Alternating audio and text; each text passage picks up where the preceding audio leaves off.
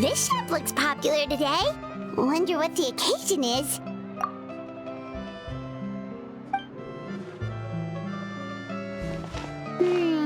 Butterfly Dew Cosmetics now on sale. Huh, looks like it. Oh, Seedween's here too! Hey there, Seedween! Hello there, Traveler and Paimon. I hope you're keeping yourselves fit and healthy. You bet we are! So anyway, what are you doing here, Seedween? The Duke insists I take regular vacations in the Court of Fontaine. This one just so happened to coincide with a promotion for a new skincare product, so I came over to take a look. I like to keep up with the latest industry developments when I can, to help me with my magazine articles. Wait, you write?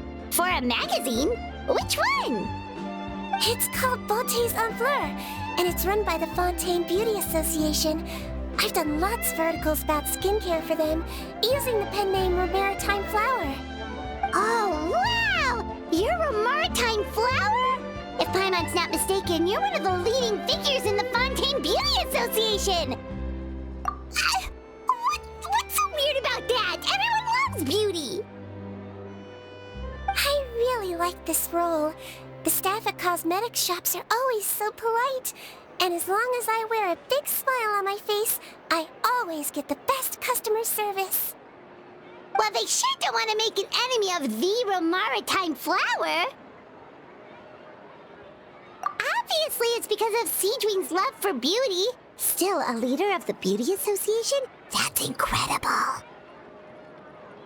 The truth is, I study this field because I cherish my own appearance. It has nothing to do with being beautiful or not. Oh, the words of a master beautician defy comprehension! Oh, wait, you're saying that natural beauty is the highest form of beauty, right? Not really. Actually, Melusine aesthetics are very different from human ones. We don't view humans based on their appearance. If I had to describe our approach, I'd say it's based on cuteness. Oh, really? Yep. Still, I really value my current appearance, and in the process of taking care of it, I've ended up learning quite a lot about skincare and stuff. It turns out, my knowledge and experience is pretty popular with beauty product lovers. It came as a big surprise to me, though. Oh, Paimon gets it now. But speaking of your appearance, how come you look human anyway? Are you like only half Melusine? Ooh, wait, sorry. That was probably really offensive, wasn't it? No, I don't mind. I'm not mixed, though. I made a decision to turn myself into this form a very long time ago. If you're interested, I could tell you the story. A shape-shifting story? Oh, heck yeah, of course we're interested!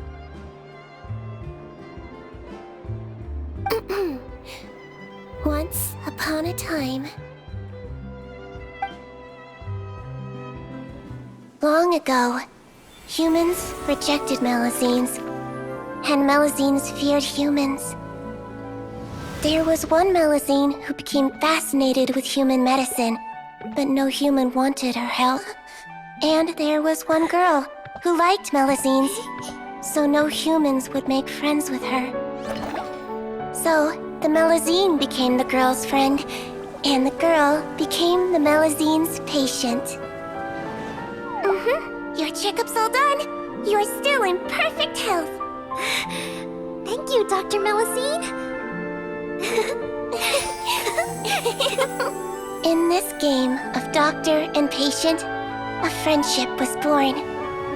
Then, one day, the girl fell ill.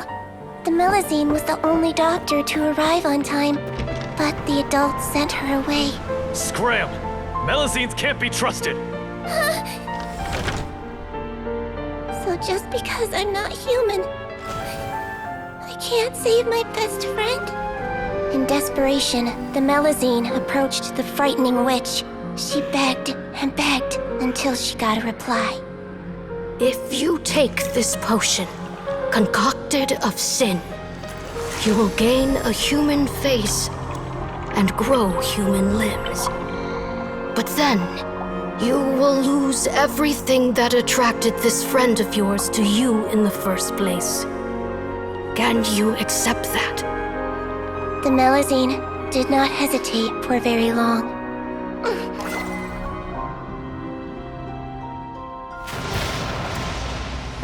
On a rainy night, a little doctor knocked on the girl's door. The doctor wore a hood and raincoat, maybe to protect her from the rain, but maybe also to hide a secret. The little doctor held the girl's hand and treated her illness, just as she had so many times before.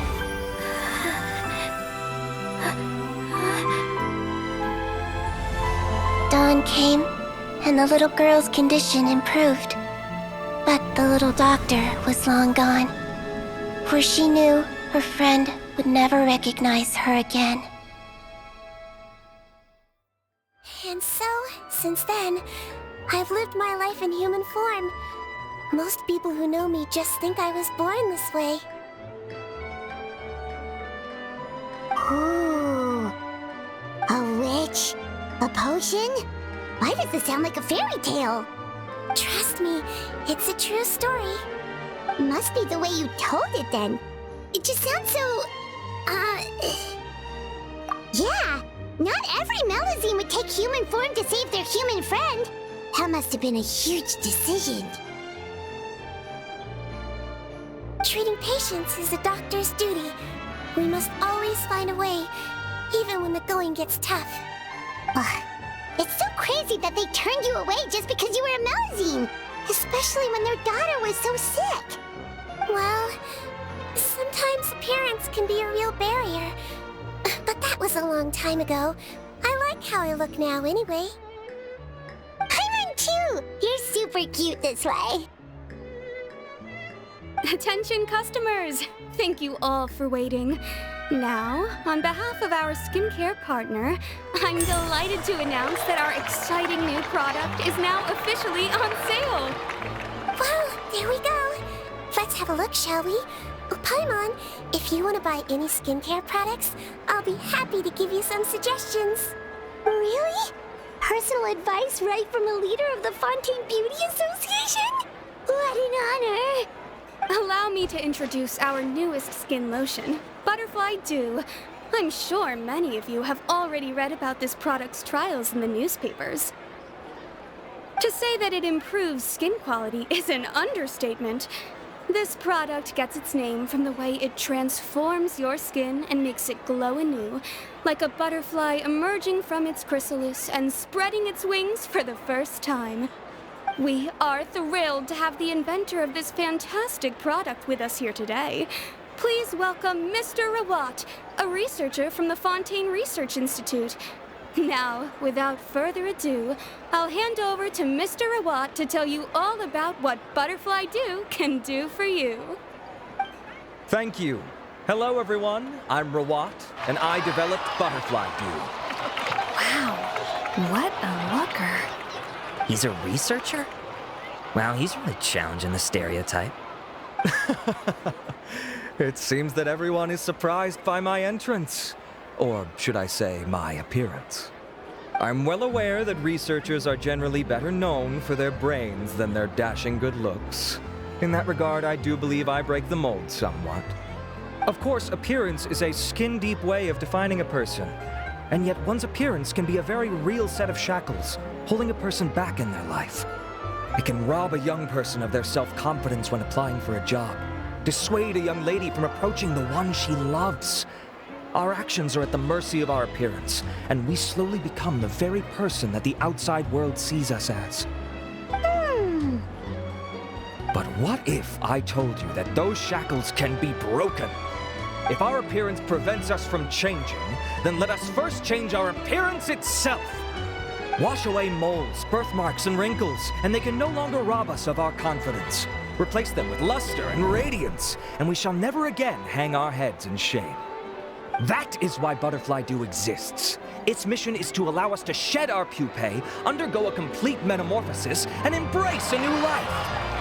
Well, whether it actually works or not, after that speech, Paimon's already sold!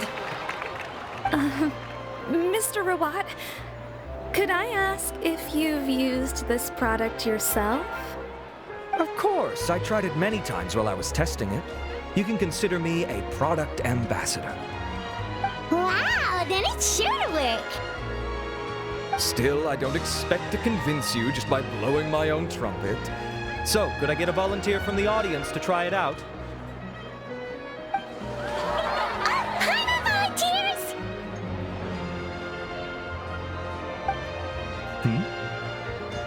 Oh!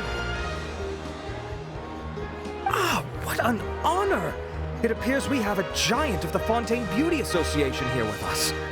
In that case, Miss Sijuin, could we seek your most expert opinion on this product? Sure. Whoa, is that Romaritime flower? They say she's the pickiest user of skincare products in all of Fontaine. Here you go. Well, it's very kind to the skin, and the absorption rate is high. Even for Fontaine, this is a first-rate product. Wow, now that's high praise! I'll take one. Any discounts? All right. Well, all that remains for me to say is, Butterfly Dew is now on sale!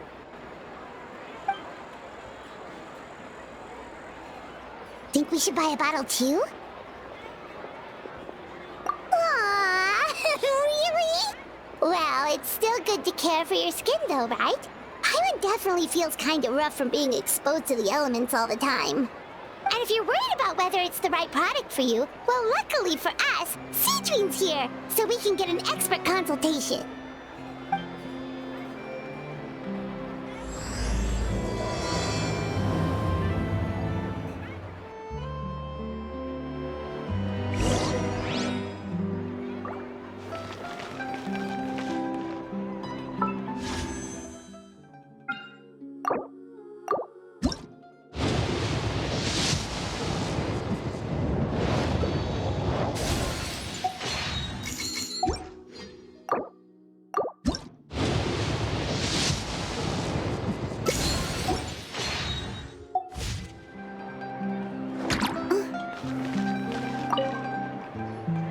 It's an honor to receive such high praise from you. To be honest, I was also hoping you might be able to point out some flaws in the product so I can keep improving it. With most skincare products, the pros and cons only become apparent with long-term use.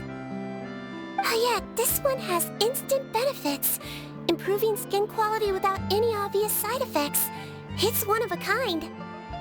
Don't worry though, I plan to keep using it, and I'll publish regular reviews in Beauté Sans Fleur. You can read my thoughts there. All you need to do is subscribe. Oh, I was hoping for a more casual conversation, but you are a beauty association leader after all. I understand if you want to keep this professional. Sijuin? Oh, excuse us, Miss Beauty Expert. But do you think this product is a good choice for me and him? Wait, are you the renowned traveler? That's right, and by his side, the equally famous Paimon. Well, I don't normally handle customer questions personally, but since it's the traveler asking, allow me to make an exception. Butterfly Dew is made for all skin types, so no matter who you are, you can rest assured that it will be kind to your skin. If anything, it might be marginally more effective on Fontainian skin, but other than that, it works the same on everyone. Why would it work better on Fontainians? In the interests of protecting my trade secrets, I'm afraid I can't answer that, Miss Paimon. Alright then. How about a friend discount? Save yourself the trouble. I'd be greatly honored to have both of you use my product. Here, take 2 bottles for free. Yay! Paimon's private fund survives! I can see why you might think that, but please don't misunderstand. This gift is simply a token of my esteem. There's no business motivation behind it. To me, finding new customers for Butterfly Dew is about meeting kindred spirits, fellow admirers of physical beauty. I consider it a labor of love. Admirers of physical beauty? Eesh, that's embarrassing to say out loud. It sounds so shallow. It's nothing to be ashamed of, Miss Paimon. Most people claim to desire inner virtue, but it's still physical appearance that turns their heads. This is a fact of life. It's only natural for people to desire to become beautiful. And that's exactly what inspired me to choose this research direction in the first place. You're right. Everyone loves beauty, don't they? Look at the time. My apologies, but I have other things to attend to. I'll leave you with these 2 bottles of Butterfly Dew, and I look forward to seeing you again. Paimon, I'd say there's no need for you and the Traveler to use this product for now.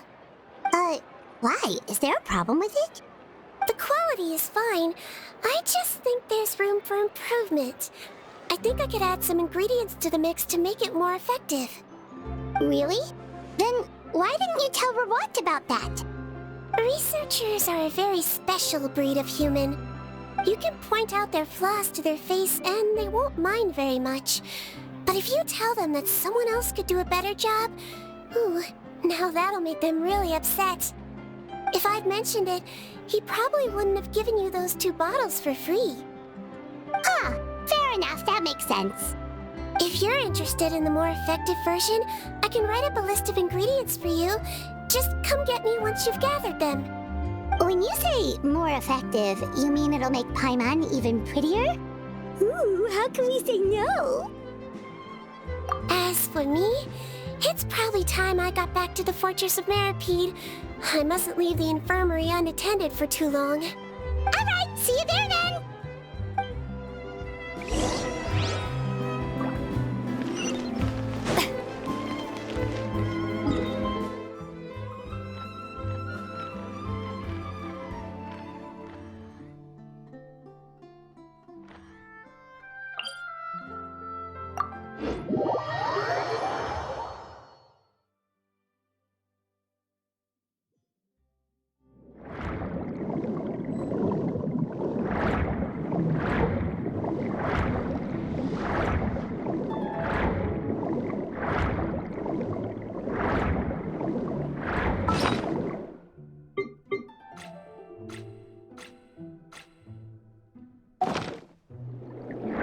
Just up ahead, Traveler. The ingredients for Siegewing should be nearby.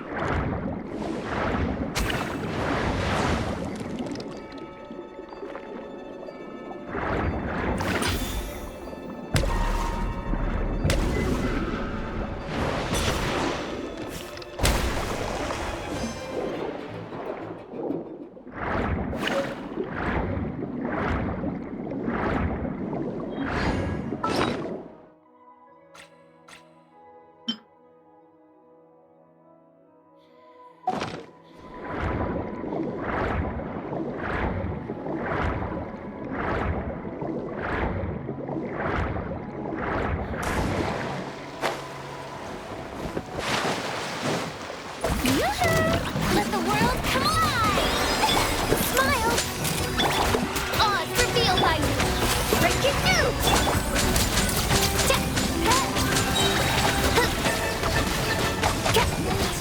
Great! That's everything! Let's head to the Fortress of Meropide!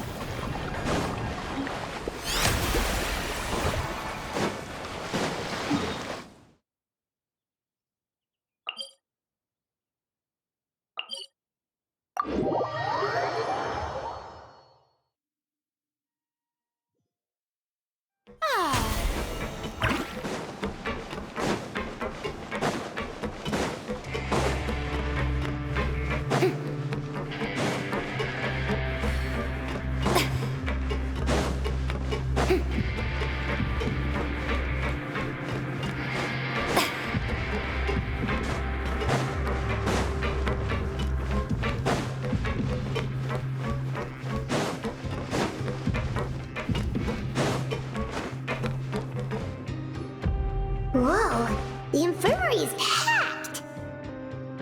Please, you have to believe me. I saw it with my own eyes last night. Another me.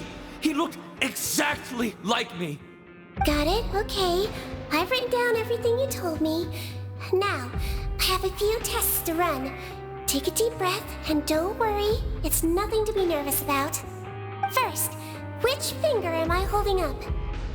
Your index finger, but I'm telling you, my mental state is fine. I'm not crazy. Very good. Now, on to the next. Hey there, Your Grace. It's been a while, huh? Ah, it's you two. Indeed it has. I would offer you some tea, but I'm afraid the timing is unfortunate. Duty calls. No worries. Actually, we were looking for Seedween. Do you, know what all of this is about? This inmate came running to the guards in a panic, claiming to have seen his exact doppelganger. A doppelganger? Doesn't that just mean someone else kinda looks like him? And that's what I thought when the report first reached my desk. But we've inspected our records. No one even vaguely resembles him. Considering how certain he is of what he saw, I can only surmise that he's having some mental issues. So I brought him for a medical evaluation. All right, very good. Take a sip of water and rest for a bit. Evaluation complete. I couldn't find any symptoms pointing to a physical condition. I see. So do you still believe there's more likely to be an issue with his mind than his body? I have to assume so for now. Psychological issues are more difficult to detect. At this stage, we can at least confirm that he is in command of his cognitive faculties. The rumor mill will go crazy if word of this gets out. Guards, take him to the ward for a period of observation. The Marechaussee Phantom has requested my cooperation on the case, otherwise I'd deal with this myself. Sorry for the trouble, head nurse, but I'll have to leave this to you. No problem, Your Grace. I'll add him to my observation list. By the way, we have a couple of guests here who've made the trip just to see you. I imagine it must be important. You probably won't need to add them to your observation list, though. Oh, Traveler! Paimon, it's you! Hey there, Seedween! It's actually not that important, but... I'll be in my office if you desperately need me. Goodbye for now. Okay, bye-bye! So, Seedween... Would you mind waiting for just a moment?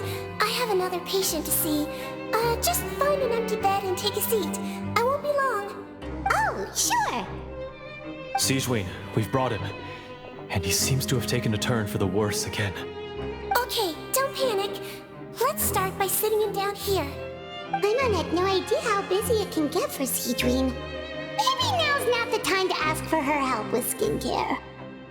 Good point. Besides, it might actually be interesting to observe her at work. Well, this could hurt, so I suggest you take a deep breath first. Did his face melt? What happened to him? It's anyone's guess. His face melted off shortly after arriving at the fortress. But since he's a serious offender, he can't be allowed out for medical treatment.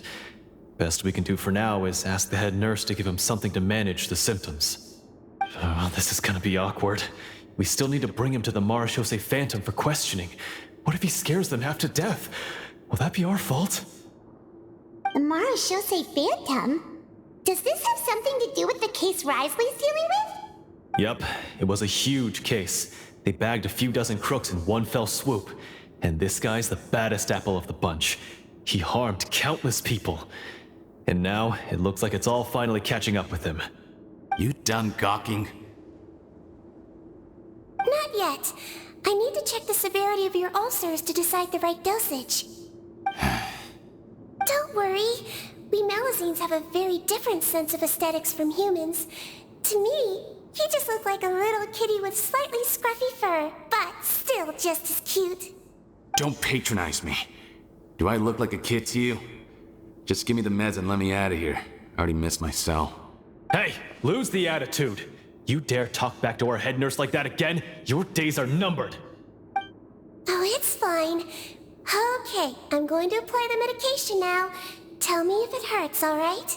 Look how nice Seedween's being. And he still talks to her like that? What a nasty piece of work. Can I leave now? Wow, not a peep. What a brave little guy. Thank you, Seedween. And I apologize for the trouble. So, Traveler, Paimon, did you bring the ingredients? We did, but we don't want to interfere or anything. You're busy saving lives here. Oh, don't be silly. I agreed to it, didn't I? Just hand me the ingredients, and I'll make some time to whip it into the improved version for you. Take a rest here if you want. Or, if you're not tired, I hear they're holding a new pancreation tournament in the administration area. Or alternatively, is there anything we could help you with, Seedween? That's right! Let us help you out! It's the least we could do! Good point. Kind-hearted humans start to develop guilt if they accept free help from others. Don't worry. I'll take a look at my schedule. I'm sure I can find something to treat this condition. I gotta warn you, though, it'll be tiring work. So I suggest you take a break first, then come back and see me when you're ready.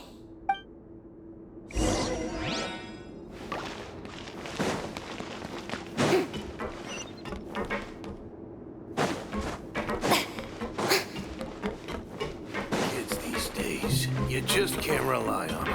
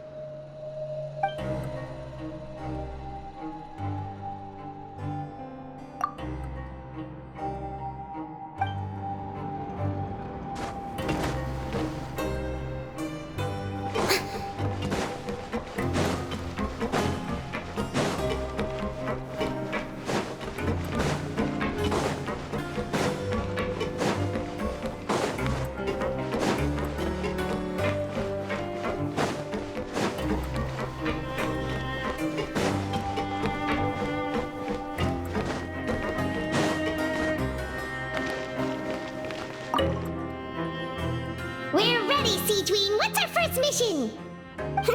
I found the perfect job for the traveler. First, I'd like you to lie down in this bed.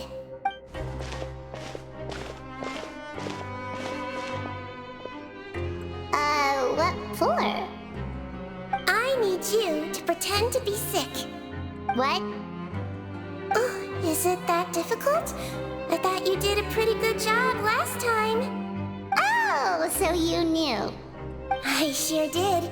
He was way more interesting than the usual malingering inmates, and you played along very well, Paimon. I observed you two for quite a while after that. Well, this is awkward. But why do you need us to do it again now?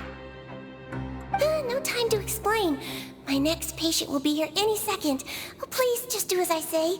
You can, pretend like you've got a nasty headache, and throw in some dry heaving for good measure.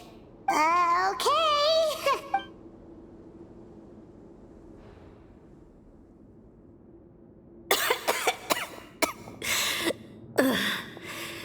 Hey, Doc, it's me. I'm only here because my mom won't stop pestering me about it. So annoying. Well, your mother has enough on her plate with a busy job. Well, the last thing she needs is to worry about you being sick as well. I know.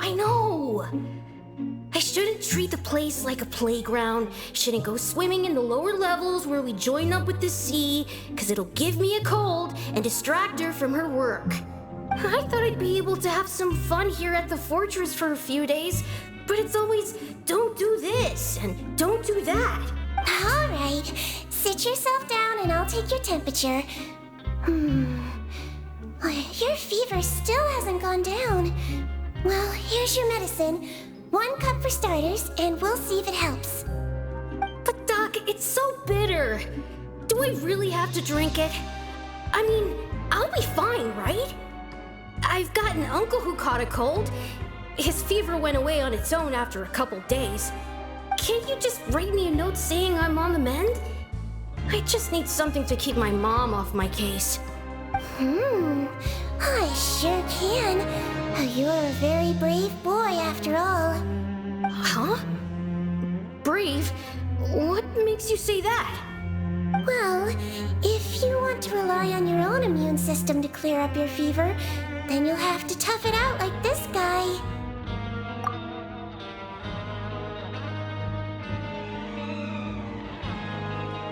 Hang in there, traveler. Are you gonna puke? Paimon can get you a paper bag.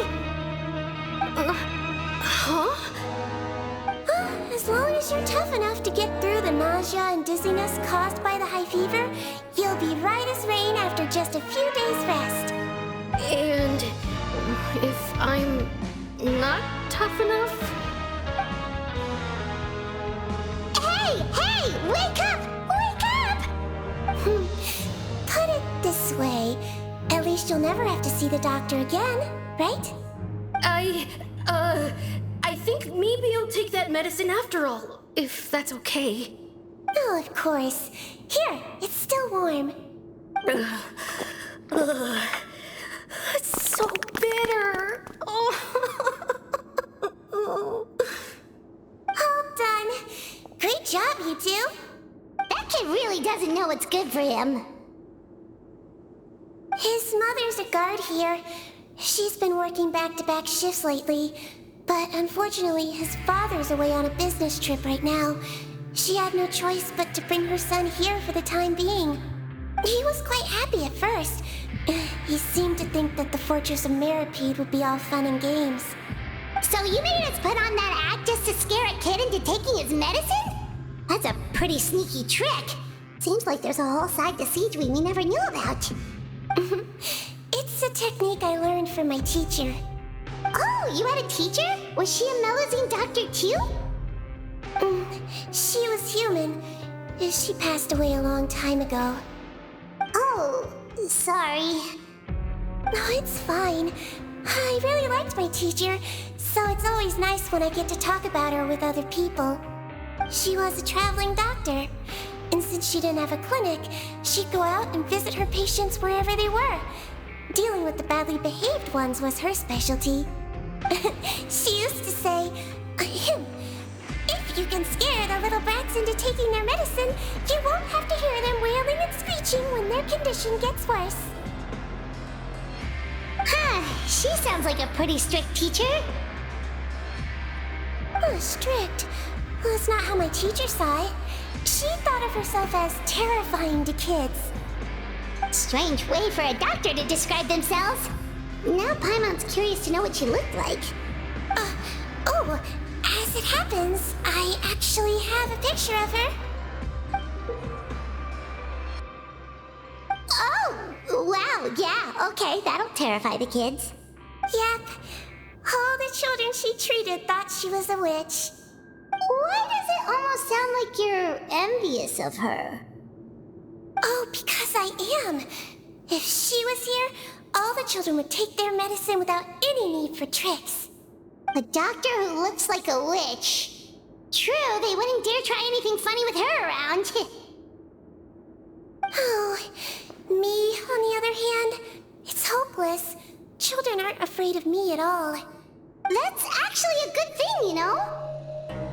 Oh, my next patient should be arriving now. Would you mind lending me a hand again? Sure thing! On to the next mission!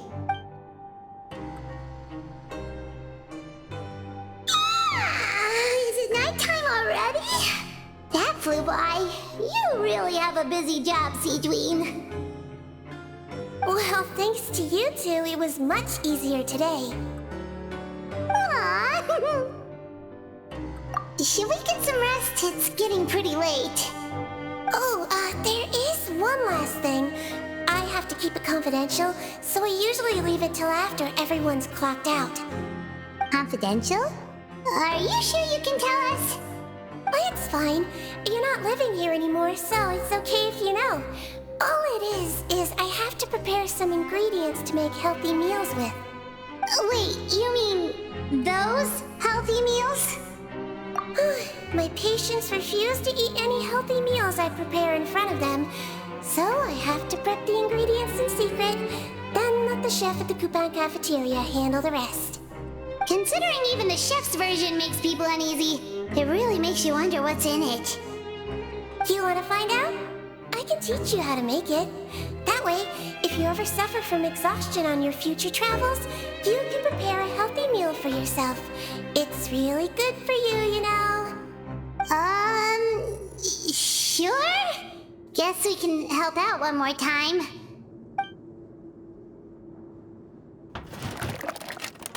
The ingredients are ready.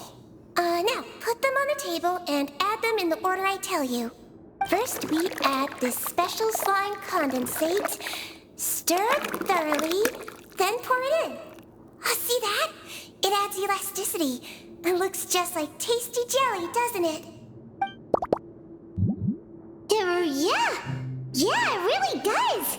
Until you remember it's slime condensate.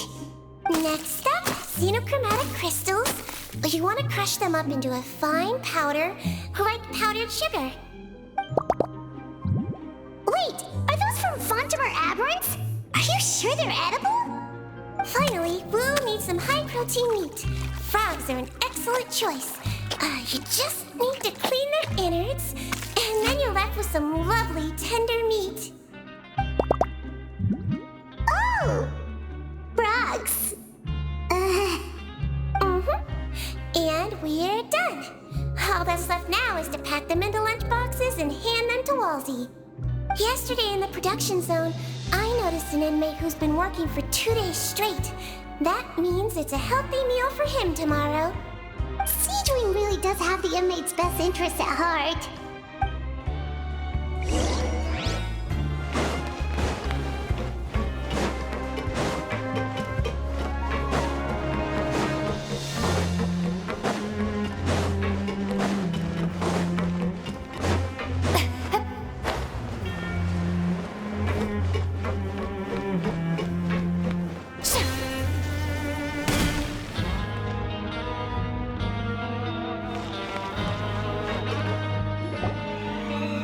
Head nurse. Got some extras for me? Just the one today. The serial number's on the lid. Sounds good. I'll make sure it gets delivered. Sounds like they're talking in code. help. Oh, it's no trouble at all. I only wish I could do more. You work so hard for all our sakes. I'd happily lose a little sleep if it meant helping you out. That won't do. If you reduce your sleeping hours any further, your health will start to suffer.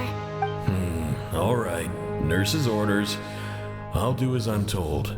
But you take care of yourself, too.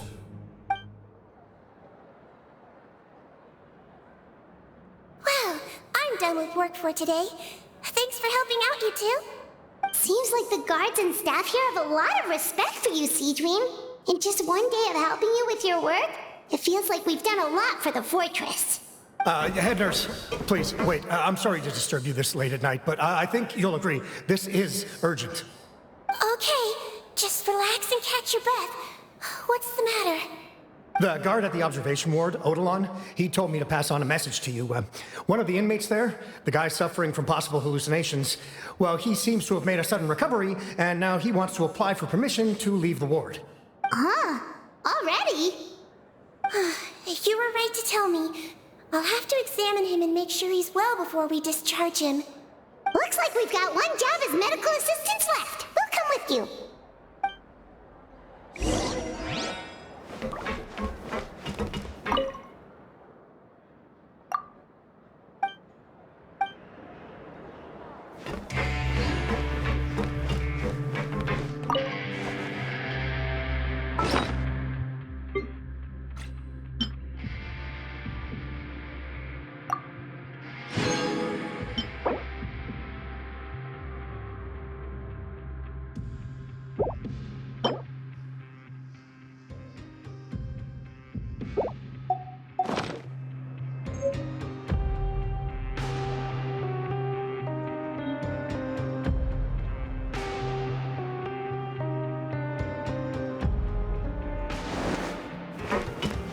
Grab yourself a well.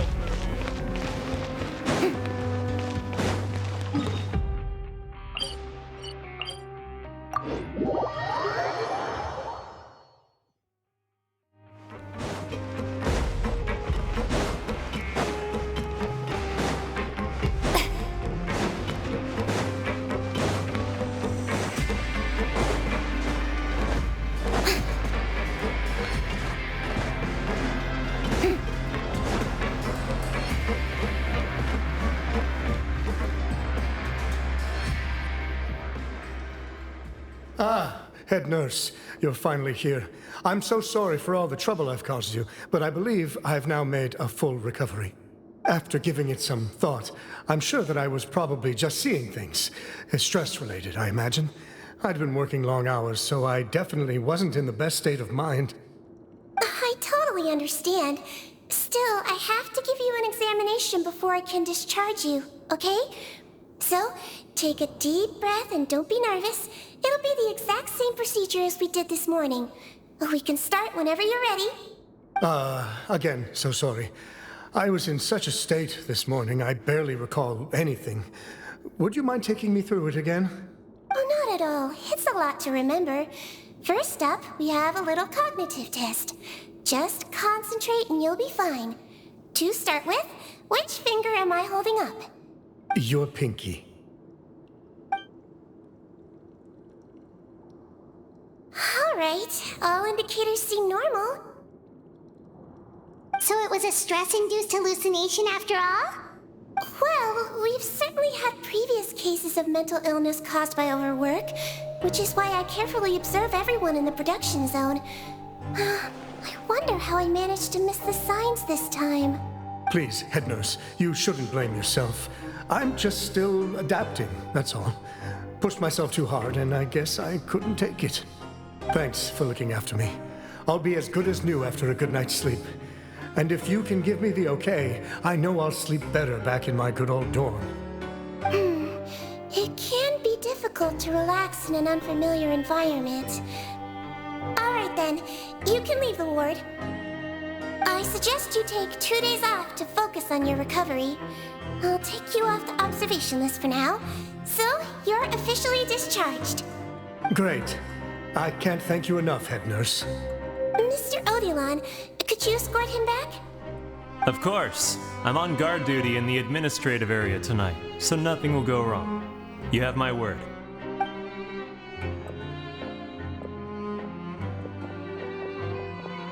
Guess you're finally done for the day now, huh? Yep. But I still haven't gotten around to making that improved lotion for you yet. Oh, no rush! Seriously, it's super late now. You should go get some rest too. Well, tomorrow it is then. Good night, Traveler. Good night, Paimon. Hope you sleep well. Oh, don't you worry. We will. After a productive day of work, we're both gonna sleep like a log. Yeah, sleep tight, Seedween. See you tomorrow.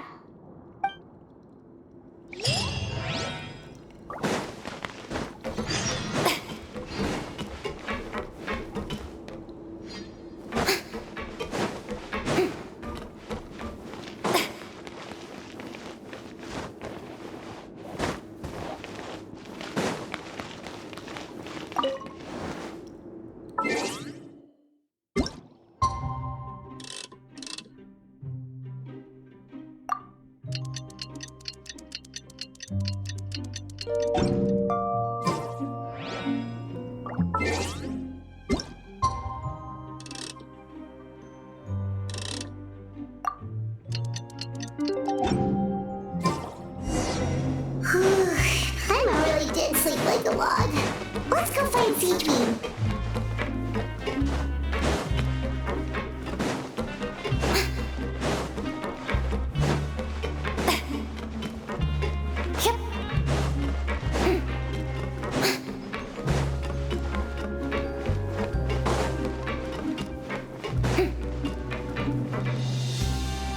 Oh, how's the infirmary even busier than yesterday?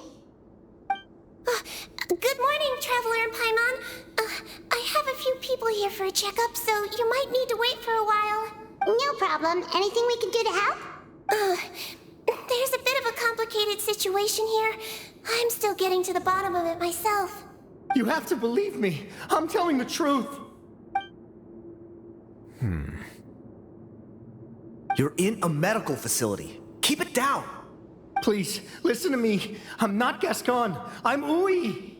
You're a horrible liar, you know that? We get all your mugshots with the arrest warrants. It's clear as day that you're Gascon. You mean because of the way I look? I don't know what happened. I just woke up like this. Then you guys dragged me in here for an interrogation. I brought you here to figure out what's going on. If you truly are the victim of an injustice, yelling isn't going to achieve anything. At most, it'll delay your vindication. All right. I get it. This is nuts. Yesterday's interrogations went fine, and now this. Morning, Your Grace. What's going on? Remember the case I mentioned yesterday? The one brought to me by the Marechaussee Phantom? Well, we've been questioning the inmates involved this morning. Every single one of them is claiming mistaken identity. Huh. That's even weirder than what that guy was saying yesterday. The thing is, none of them have been able to provide any evidence whatsoever to support their claims. Questioning them further got us nowhere, so for now, we've brought them to the infirmary. And we thought yesterday was as busy as it got for Seedween. We've compiled their statements. Have a look. Perhaps there's something we missed.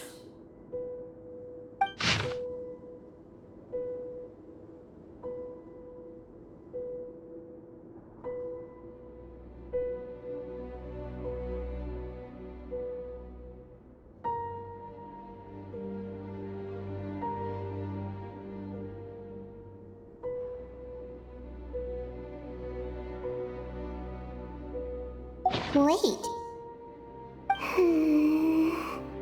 Release? Interesting. The inmates they spoke of in their statements appear to all be due for release today. I noticed that too. If that's their plan, they're underestimating us a little. Every serious offender claims that there's someone else who just so happens to be due for release today. And they're expecting us to go along with that.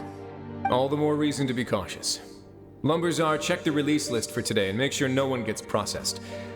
We're gonna need an excuse, though. Just say we're out of forms, and that we're furiously printing more as we speak. I'm on it. It's conceivable that our group of serious offenders somehow found a way to switch places with inmates who are about to be released, so they can walk out right under our noses. We did consider that possibility. But I mean, just look at them. They match the warrants, period. How could there have been a switch? Only if they're dead ringers for the inmates due for release, I suppose. I gave you that name list yesterday to assist in your investigation. Did that help? Yes, the inmates' mugshots were attached to the list. The first thing I did was check for lookalikes, and I didn't find any. The only other thing that stands out to me is that their voices sound a little different today. But it's not exactly hard to put on a fake voice. Oh, really? What does our head nurse make of all of this? Give me a moment. I think I have a way to confirm whether there's been a switch. I know, it's not time to change your dressing yet, but please bear with me. Huh? Isn't that the guy from yesterday? This should be Honore. He has very severe facial ulcers, which require an operation in the hospital at the Court of Fontaine. I authorized him to leave the fortress for medical treatment under guarded escort. Yes, like I told you. I'm not Putton. I'm Honore. So there has been a swap. Well, I can see what happened in Potton's case, but how do you explain the other inmates?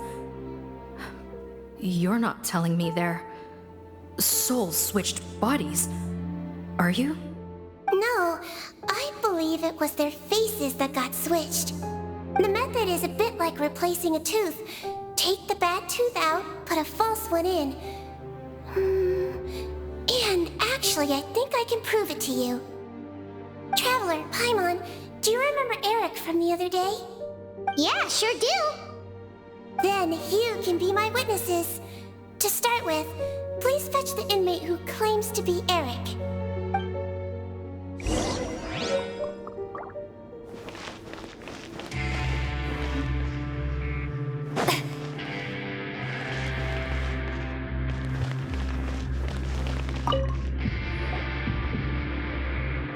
So, you're Eric? Yes, head nurse. It's me. You do believe me, right? I need to do another examination on you. Same procedure as yesterday. All right. It's the cognition test first, right? So I need to concentrate. Now, try to recall if you can. The last time we did this test, which finger did I hold up? I believe it was your index finger. But that means... Huh? So basically, last night the Eric who said he saw another him suddenly recovered and applied to leave the observation ward. Seadwing did another test before letting him leave, but that time she held up her pinky finger. Huh? I don't know about any test last night. There was nothing to do in the observation ward, so I went straight to bed. Then I somehow woke up in a high-security cell. Well, in that case, there is a reasonable explanation for the strange events of the past 2 days. So, what exactly happened?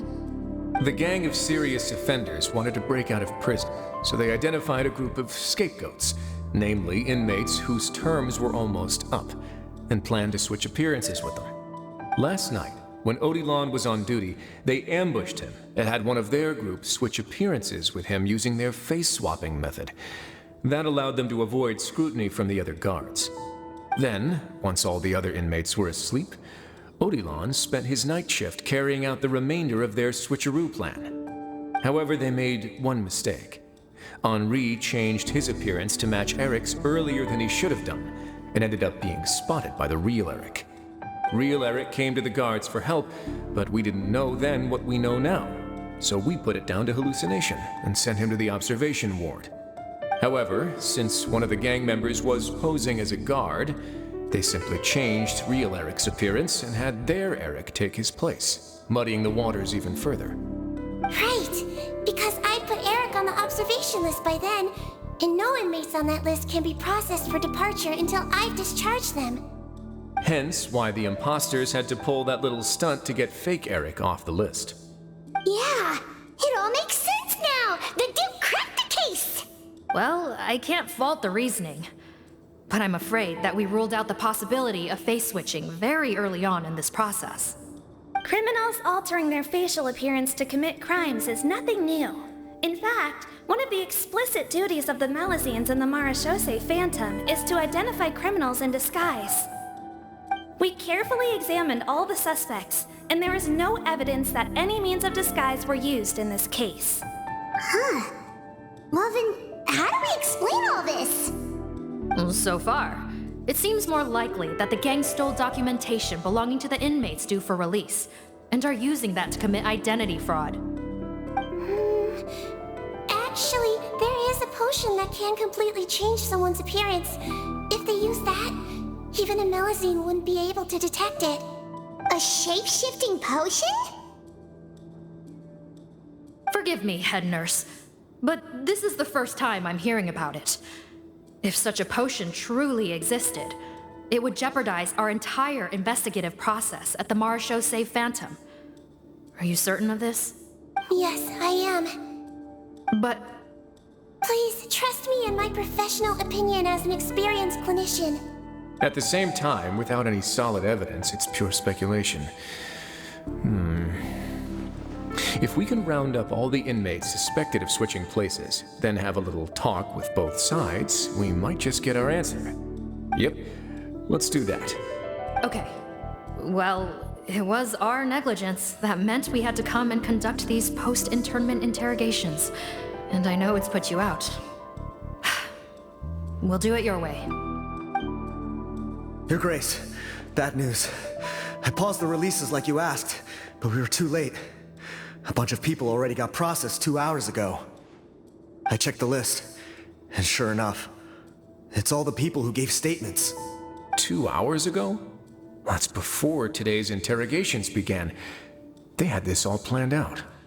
So there really was a switch after all. They really pulled the wool over our eyes on this one. We should be able to catch up with them if we leave now, right? Not if that potion is real. They can just switch faces again after leaving the fortress.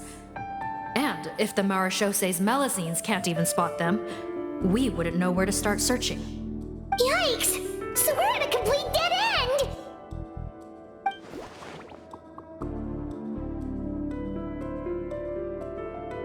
Well, technically there is one more lead we could follow up on. We were only able to arrest this gang thanks to the help of a researcher from the Fontaine Research Institute. I believe his name is Rawat. Oh? Rawat? Isn't that the handsome guy we met at that skincare promotion? Handsome? Maybe from a human point of view. I just remember that he specialized in potions. One of the crimes this gang is charged with is the manufacture and sale of illicit drugs. According to Mr. Rawat, they appear to have stolen technology he developed through his research and used it in their operation. At first, he thought it was a typical case of intellectual property infringement, and he tried to negotiate with them. But once he discovered their criminal operation, he reported them to the authorities. Thanks to his report, we were able to swoop in and arrest them all in one go. What a hero! Bet that took courage on his part. No doubt. This is worth following up on. As the one who snitched on them, it's highly likely that Rawat will be targeted by the escapees. That aside, since he's negotiated with them in person before, there's a chance he'll have some additional information for us. Understood, Your Grace. My team and I will head to the Fontaine Research Institute right away. In the meantime, please keep an eye on the face switch victims for us. Of course. Miss Morgan, I'd like to come along and help you catch these criminals. Huh? Why's that? Well, I'm the one who discharged the fake Eric last night, so I feel partly responsible. Don't say that, head nurse. Your focus was on the inmates' health, and rightly so. We can't ask you to help with arresting criminals. That's our duty.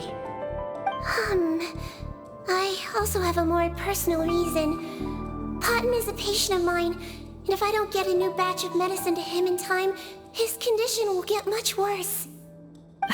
Look, head nurse, I completely understand where you're coming from. But arresting criminals is dangerous business. And if anything happened to you, none of us can afford to take on that responsibility. Don't worry. I can defend myself just fine. You say that, but still.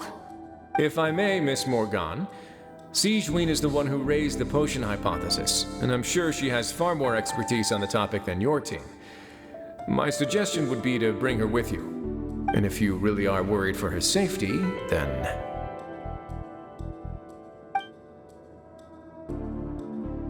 Ah, there you go, right on cue. Knew I could count on you.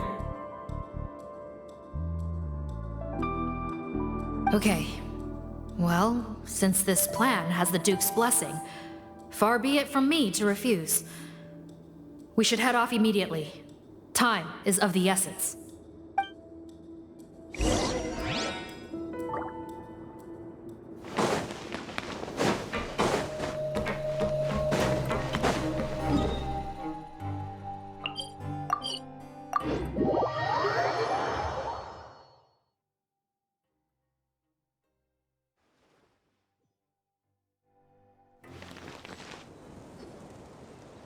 Greetings.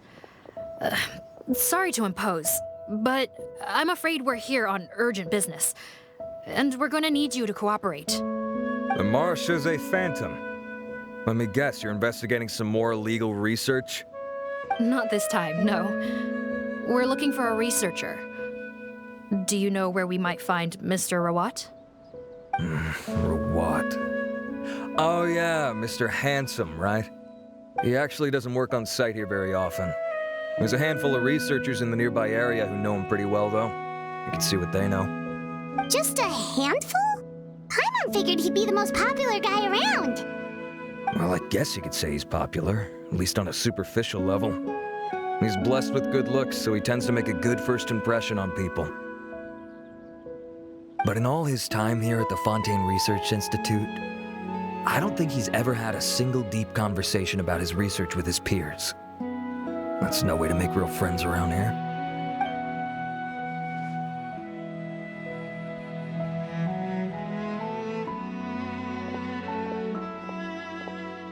That's so weird.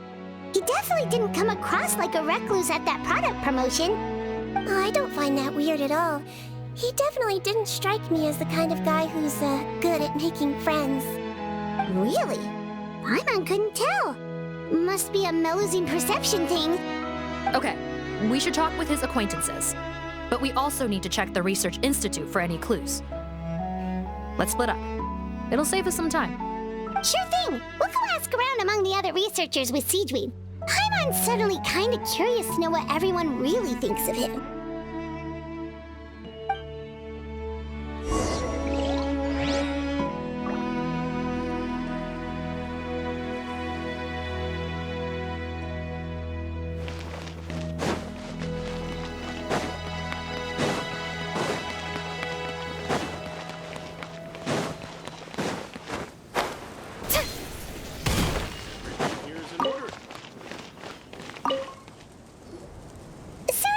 Sir, but are you Bertram? Who's asking? Just some concerned citizens helping out the Marechaussee Phantom with an investigation. We'd like to ask you about Rawat's whereabouts, if that's okay. We're told the two of you are pretty close. Not anymore, we're not. Turns out we don't see eye to eye. Oh yeah? What happened? The thing about us researchers is, most of us do what we do for some sort of higher purpose. But not Rawat. All he cared about was how to commercialize his findings. He won't even let you work with him unless you sign a confidentiality agreement first. Also, he has better control over who gets which intellectual property rights. How are you supposed to get any meaningful research done working with a guy like that? Now that I've got my own technical solution for my compressor, I don't need to work with him anymore. So that's what Rawat is really like. We'd still like to know where to find him. Is that something you can help us with? Wait, you're... Yeah, I know you. You're the head nurse at the Fortress of Meropide. Alright, then I'm happy to help you if I can. I respect the work you do. medicine serves the highest purpose of all the sciences. Wow, turns out Cedrine's got some real clout. Thing is, I have no real way of knowing where he might be. I stopped working with him 2 months ago, and I've barely seen him since. But if you want my advice, I'd say go talk to the peddlers. There's a few he meets with every other day or so. Maybe they know where he's at. Peddlers? Yeah, back when I was working with him, I noticed he met with them quite often. Wouldn't surprise me if they were involved in some shady business together, because it seemed like they went out of their way to avoid discussing anything in my presence. The little I overheard was about manufacturing and selling pharmaceutical drugs. Like I said, he's all about the money. Drugs? Doesn't he work with skincare products? Do those count as drugs? Who knows? I never cared to find out. He's the morgue robber, not me. Thank you. You've given us plenty to work with. Welcome. Goodbye, and may we both reach new heights in our scientific endeavors. I'll be able to continue with my hydrology research.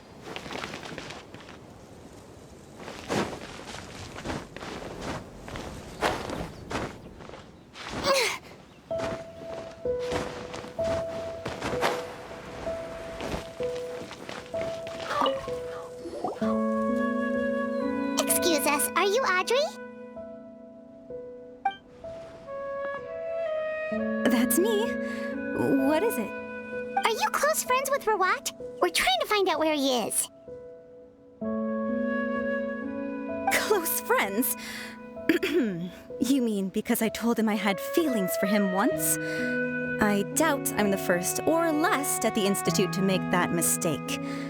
Why would you single me out as a close friend? I should have known, really. Men like him, they just enjoy being surrounded by fawning women. They're not interested in a serious relationship. Okay.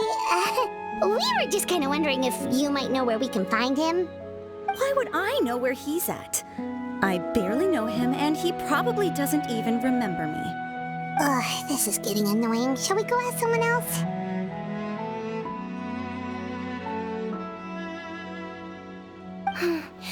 I think she knows Rawat better than she cares to admit. If we leave now, it might be a wasted opportunity. Maybe, but we're not going to get much out of her while she's in this state, are we? She's displaying symptoms common among people in love, if that's what you mean. But I know a cure. It's curable? Oh, we're still no closer to finding Mr. Rawat. Oh, by this point, he could be in grave danger. Danger? Wait, why are you looking for him again? Oh, that's right, yeah! The Marechaussee Phantom said that he's been targeted by some pretty bad people. We need to make sure he's safe. What? How has this happened? He seemed fine when I last saw him, and that was only a couple of days ago. Just happened to run into him, of course. Oh, I see. Well, do you have any thoughts on where he might be right now? Okay, but this is purely out of concern for his safety. If he's not at the Institute, he might be at his mother's place. I heard she raised him alone, that they had it pretty tough financially, and these days she's housebound due to illness. He makes regular trips back home to check on her. Oh, okay. Do you know the address? Nope, sorry. I only found out the thing about his mother because it came up in conversation once.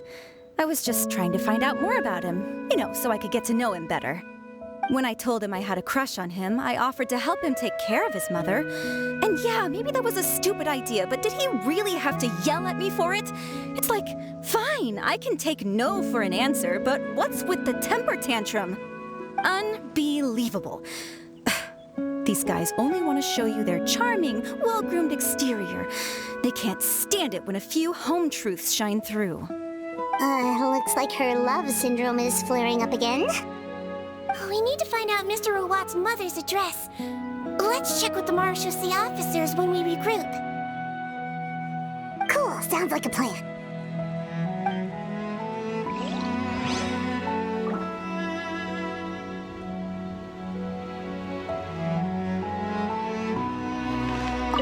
Well, I've told you everything I know. Don't you think it's time for you to go looking for him? Not that I care, obviously.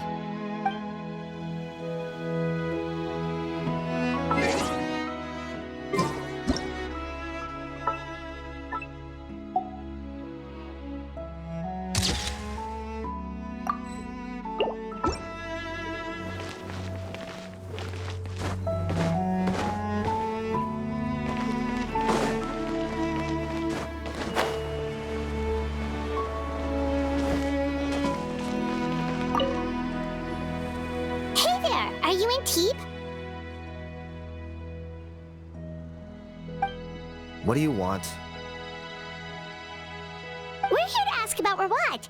Any idea where he might be? We were told you were pretty close with him. Close? Not sure that's the word I'd use. He wouldn't even let me use his patent. Huh? It's been a good few days since I last saw him. I don't know where he's at. Go ask someone else. Would the patent in question happen to be related to the new skincare product he developed? Yeah, kinda. Butterfly Dew, or whatever he calls it. I heard he made a tidy sum off of that one. Okay, now we're getting somewhere. Keep going. Most of the other researchers here focus on mechanics, energy, stuff like that. I get why he wouldn't be interested in having anything to do with them. But I'm studying coatings. There's a huge overlap in our areas of research. Why would he refuse to work with me? I bought his product once and noticed it contains a unique substance that might have applications in coatings too. If it worked out, I could probably make as much as he's making. Don't get me wrong, I had no intention of plagiarizing his work. I was hoping to get official permission to use his findings in my own research. Followed the proper procedure. It was all above board. I would have had to pay him a license fee and everything. But despite that, he turned me down not once, not twice, but 3 times. It's like he's vehemently opposed to the idea of anyone else making the kind of money he does. Huh, so is Rawat antisocial, or is this guy just jealous? Well, it doesn't look like we're gonna get any info about Rawat's whereabouts from him. Let's go! Wait, 1 second. Mr. Antib, next time you go shopping, you should buy some Buell fruits. Peel the skin, steep in water, then drink. It'll help calm your mood. Huh? Yeah. Thanks. Well, that's all 3 researchers. Let's head back to the meetup point. Gonna have to cut this chat short. I have a patent application to write.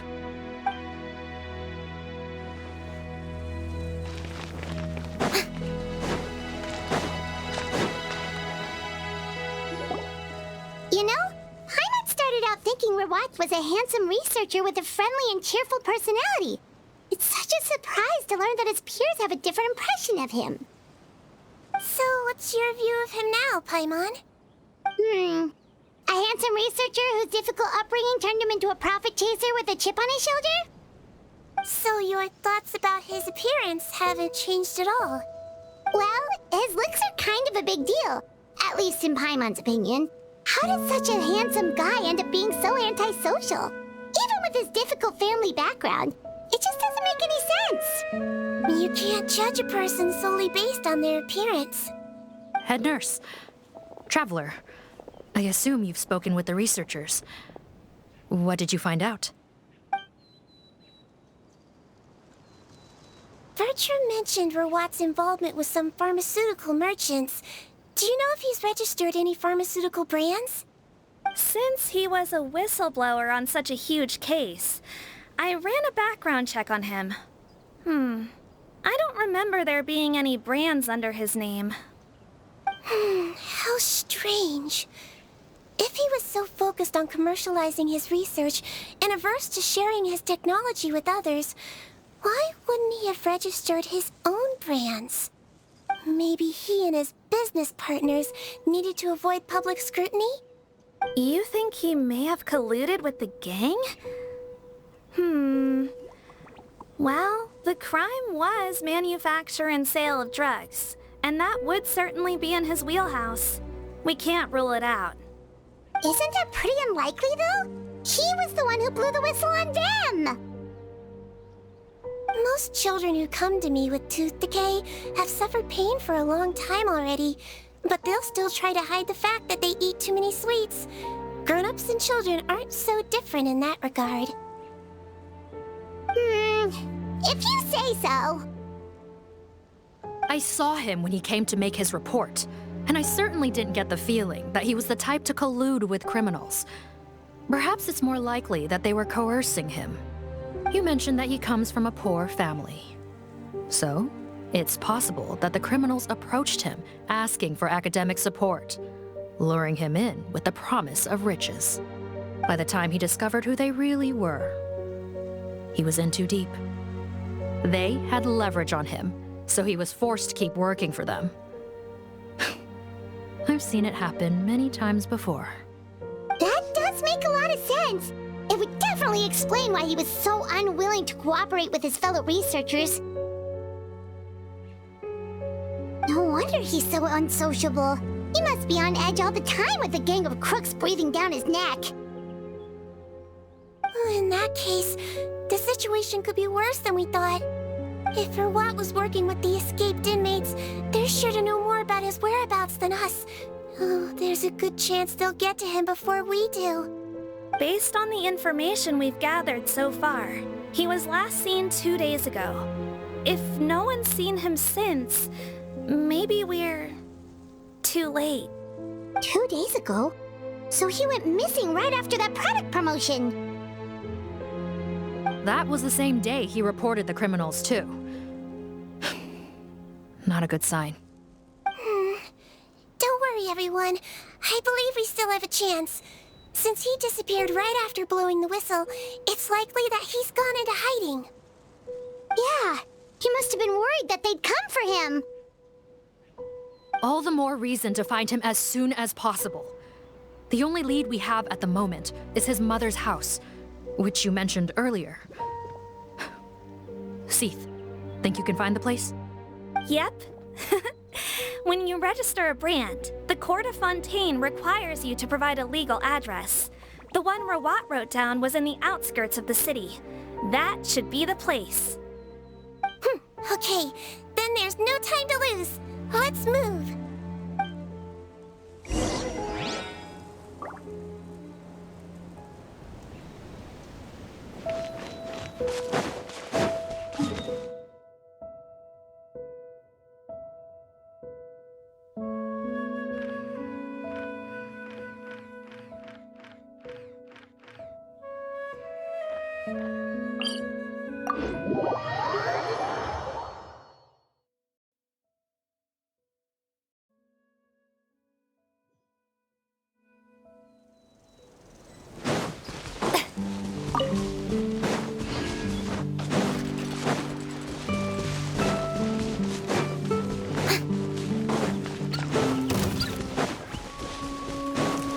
Strike a pose! Allow me! By royal decree!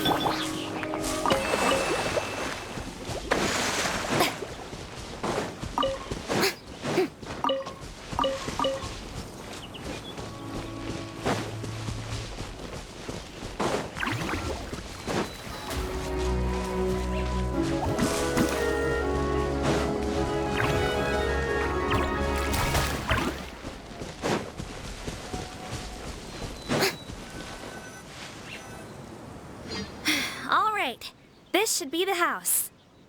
I'm pretty sure this was the address. Okay, I'll knock.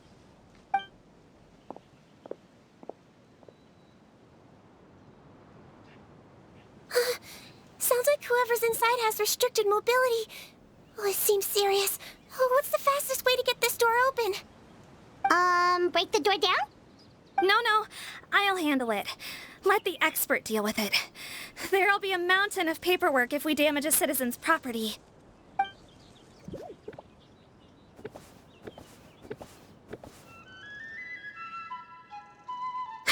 Calm down. Deep breaths. Remember your training. Control your strength. And... it's open! Seath, take a few people and lie in wait. Keep your eyes peeled for any activity around the house. The Traveler, head nurse, and I will go inside.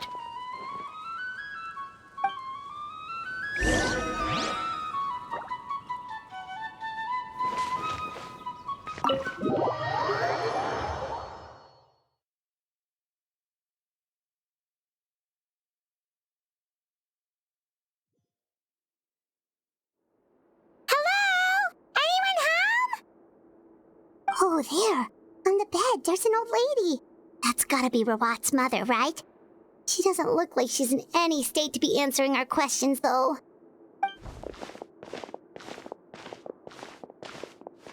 We could try, but she is very ill. We mustn't force it. Well, doesn't look like Rawat's here.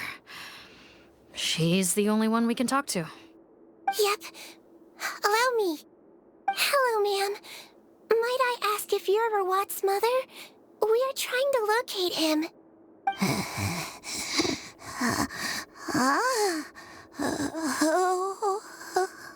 Hard of hearing, perhaps. Does anyone have a picture of Rawat? I have one here. I'd like to show you a photo, ma'am. Is this your son? Do you know where he is?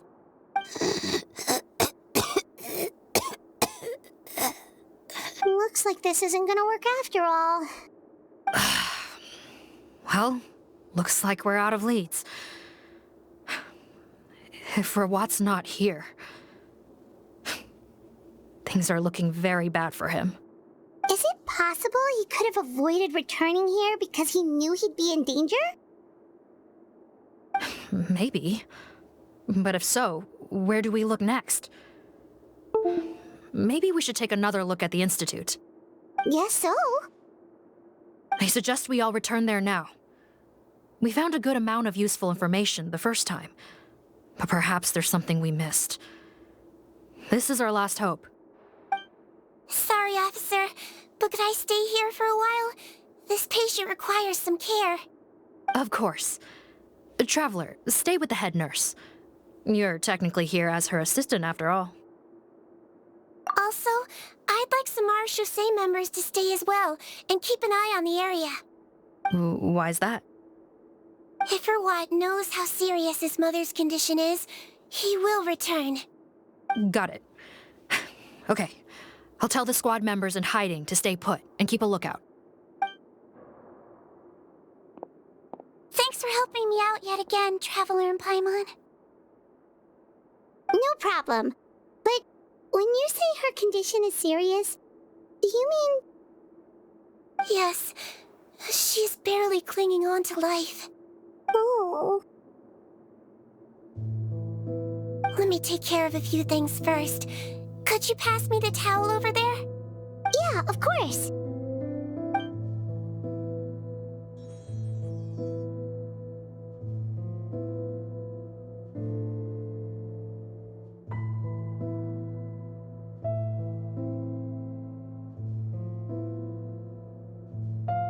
I can tell that her family has tried a lot of different treatment methods, including some very expensive medicines. Unfortunately, her condition is so multifaceted that a recovery looks all but impossible. Seedwing. Paimon bets being a nurse must be pretty tough at times like this. Yes, it makes me a little sad. In a Melizine's eyes, a human's birth, aging, sickness, and death are as much a part of natural law as sunrise and sunset. But human medicine can defy that law to some extent. In that sense, it is a science of miracles. That is why I became fascinated with it in the first place. But it was only after I truly became a doctor that I realized miracles don't always happen. Even the greatest doctors cannot cure all diseases. Seedwing. Well, don't worry about me, Paimon. A doctor's duty is not to cure all diseases, but to treat whatever ailments they can. At the very least, I can lower her fever. That way she'll suffer less, and she might even be able to see her son. Yeah. All the more reason to find Rawat as soon as possible, even if we don't catch those crooks.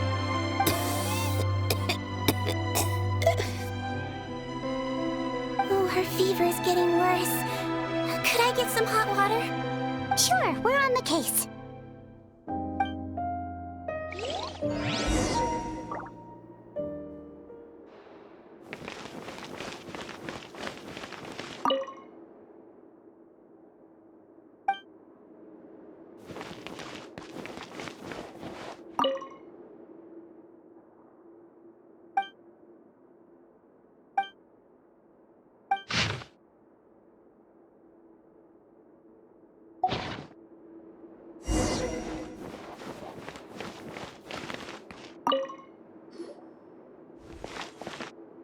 Found the hot water? Sure did. And look what else we found. Judging by this journal, it seems like Rawat has a private lab. There's a good chance he could be there right now. We gotta go tell Officer Morgan right away. Oh, that's great news. But hold on just a moment. The wet towel is ready. I'm giving you another injection. Are you feeling better now?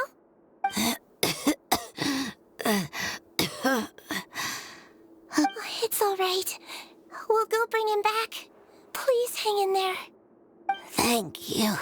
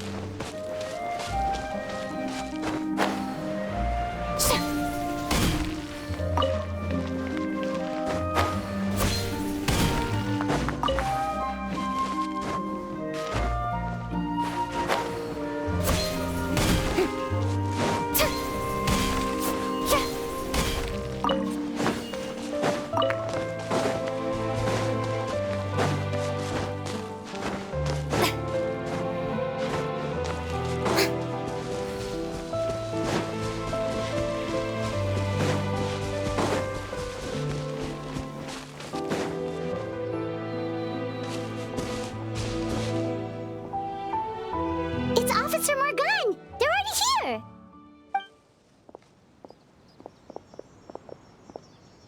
We came as soon as we heard the news. I can't believe we were so careless. The most crucial information of all was hiding right there, in that room. And we missed it. Don't blame yourself. Right now, we need to focus on finding a way in. There's a mechanical door over here! Hopefully the instructions in Rawat's journal will help us open it.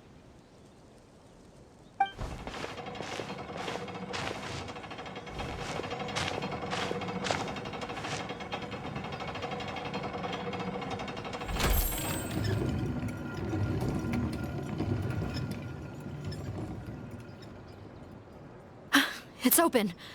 Let's go in.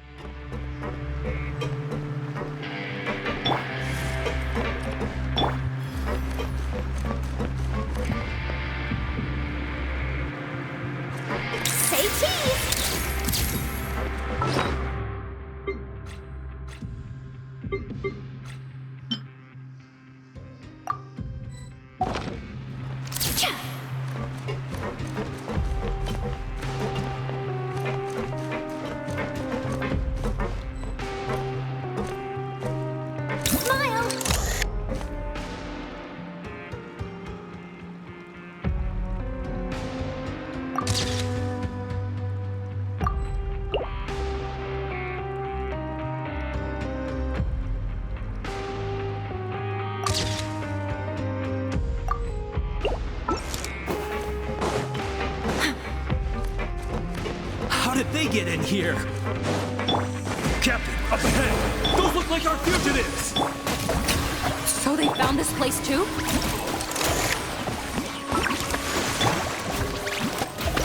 Let's blow bubbles! My hammer. Freeze! Not terrorists. Have a little taste. Stay insubordinate!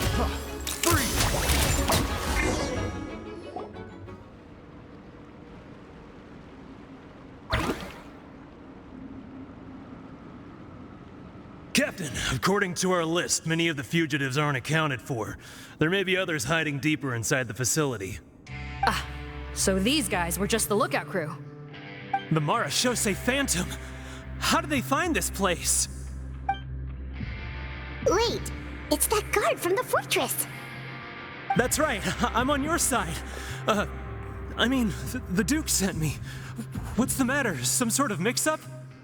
Mr. Odilon, didn't I tell you a few days ago that you need to stop all field work until you've recovered?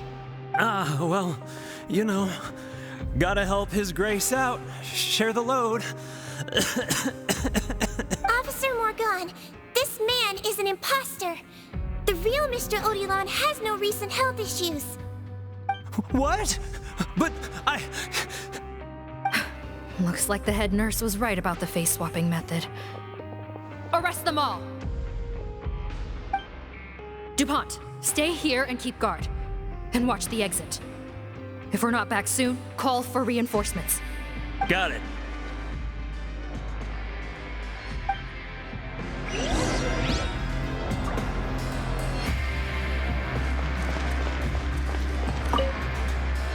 Don't worry, I got this covered.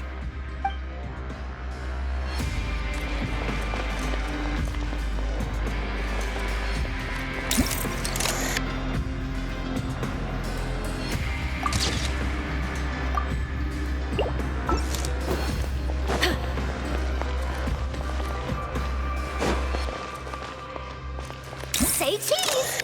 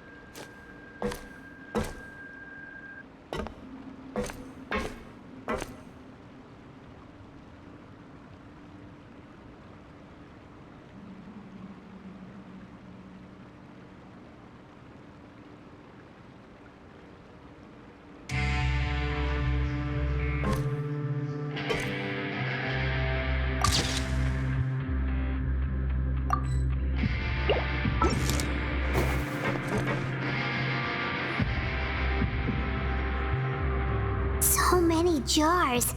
Was this some sort of production facility?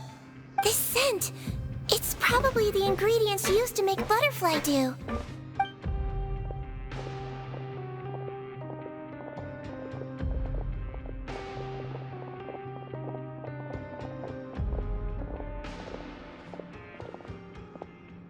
How come they're all empty? Did it sell so well that he ran out of supplies? How strange. Why would Rawat choose to manufacture a popular product like that in such a difficult-to-reach location? Given our suspicion that he may have been coerced into the illegal drug trade, I would have thought that any production facility we find here would be used for illicit purposes. Perhaps butterfly dew is itself an illegal drug. Do you have any evidence for that claim? No, just a guess. We need to find Rawat as soon as possible. He has all the answers we need. Understood. Well, let's not linger here. Let's go. Come on.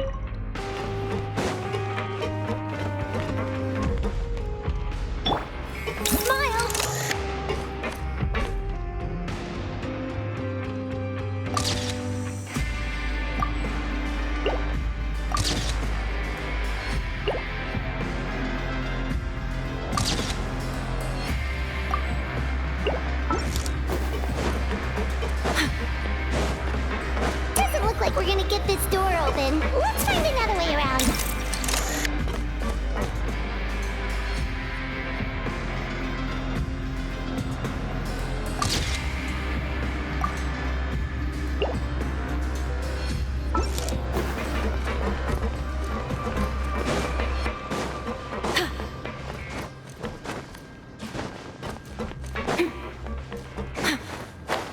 This one's closed too.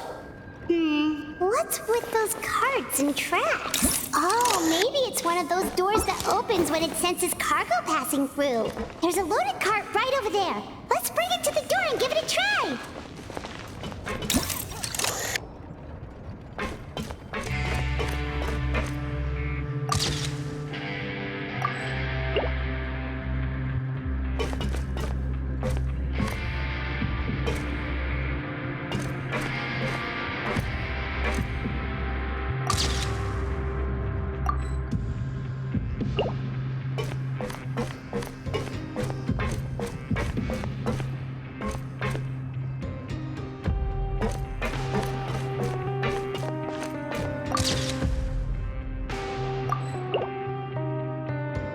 Seems like this thing is for switching tracks.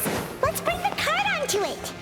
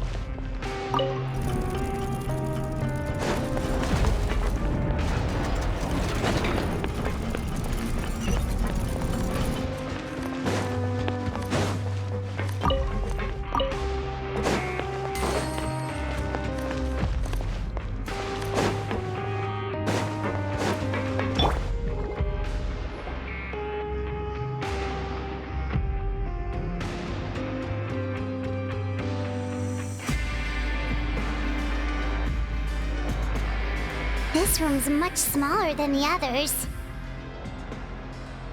Judging by the implements on the table, this looks like a potion-making lab. Head nurse! Over here!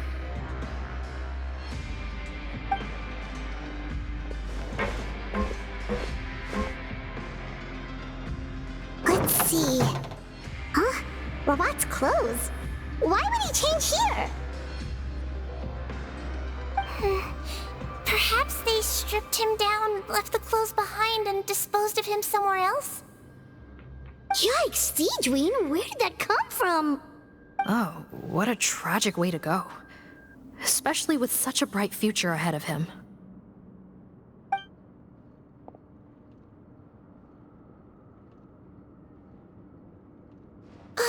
There's a path leading further on, Officer Morgan. Let's keep up the pace.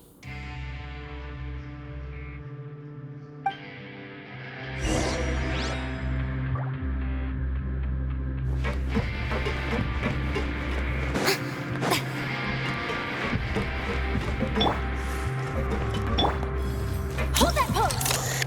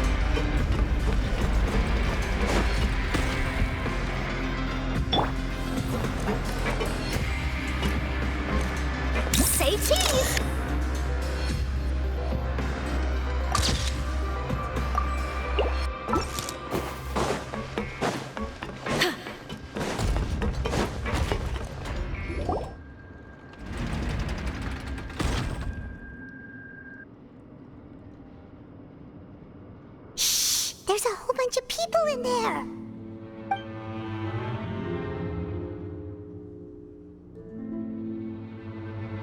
Are you serious? You're telling us that within a day, our faces are going to rot like yours? Fontanian physiology changed dramatically after that great flood, and it's not as compatible with this face-changing solution as before. The side effects are as you can see. Why didn't you say anything before we all used it? Look, my plan got you all out of prison, didn't it?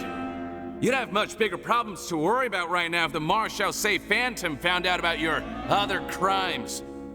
Consider an ugly mug getting off lightly. Ugh. You're just lucky we didn't leave you in there after you disappeared on us with no warning. We only let it slide because we're former partners. And now you have the gall to pull a stunt like this? Partners? Make no mistake, each of us is only looking out for himself. If you place too much trust in others, well, I'm afraid that's your problem. You hid things from me too. Remember how you each had a spare potion? You kept quiet about it until we planned the prison break? Oh, and you didn't have a secret spare? Then do you want to explain how you melted your face off before all this? Guys, that's enough. Calm down. It is what it is. Arguing won't change anything. What's the plan, Parton? I'm assuming you brought us here for a reason? There is no plan. We followed him here on the promise of more juice, but it turns out there ain't a drop here. Besides, what does it matter now anyway? He already said, even if we did get our hands on more of that stuff, switching faces again solves nothing. They're still gonna melt off eventually. I said enough arguing. Parton, tell us the plan. The most practical solution is to continue using the potion. Keep switching to a new face before the ulcers can start forming. Are you kidding me? This stuff was hard enough to get a hold of even when we had a supply. Now you're asking us to use it like skin lotion after the flood all but wiped the supply out? Well, there is another option. but you'll have to make a deal with me first. Okay, now we're talking. What's the deal? I have a document I took from that researcher that details how to make a replacement. Just give me one bottle of the undiluted fluid, and I'll get to work. What's the problem? I thought you always kept reserves. Or do you really just have one spare bottle each? What do you think? That we were shipping them into the fortress of Meripede by the basket load? Well then, say hello to never showing your marred faces in public again. Ugh, I've heard enough! Get him! Let's see if that document even exists! Freeze! Marshal, say Phantom! What? Who let them in? Officer Morgan, before anything else, please find out Rawat's status. Rawat? I don't see him. Hand over the hostage now, if you want any chance of avoiding an extension to your sentences. Spare us your condescending attempts to coax us back to our cells. You think we're looking to negotiate? Rawat is dead. Patton? Arrest them all! Don't let anyone get away!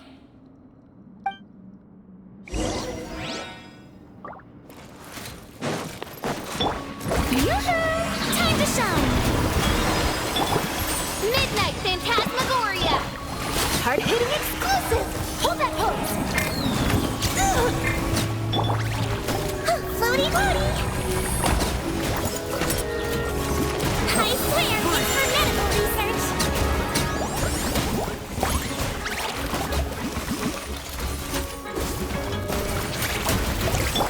Let the world collide! Breaking news! Smile! Wibbly wobbly! You might feel a little sick!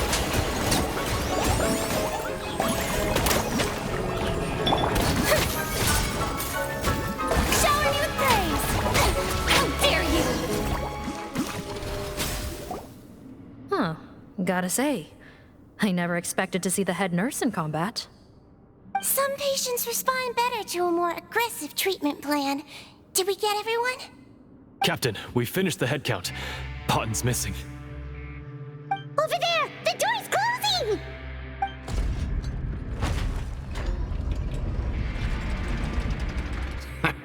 One group trying to arrest me, another trying to hunt me down. Good. I gotta kill two birds with one stone. How did he get up there? There must be a secret passage somewhere. Find it! Don't waste your energy. I already sealed it off. How naive. We have more people outside. If we're not back out by the agreed time, they'll come to our rescue. Well then, you'd better hope they get here in time.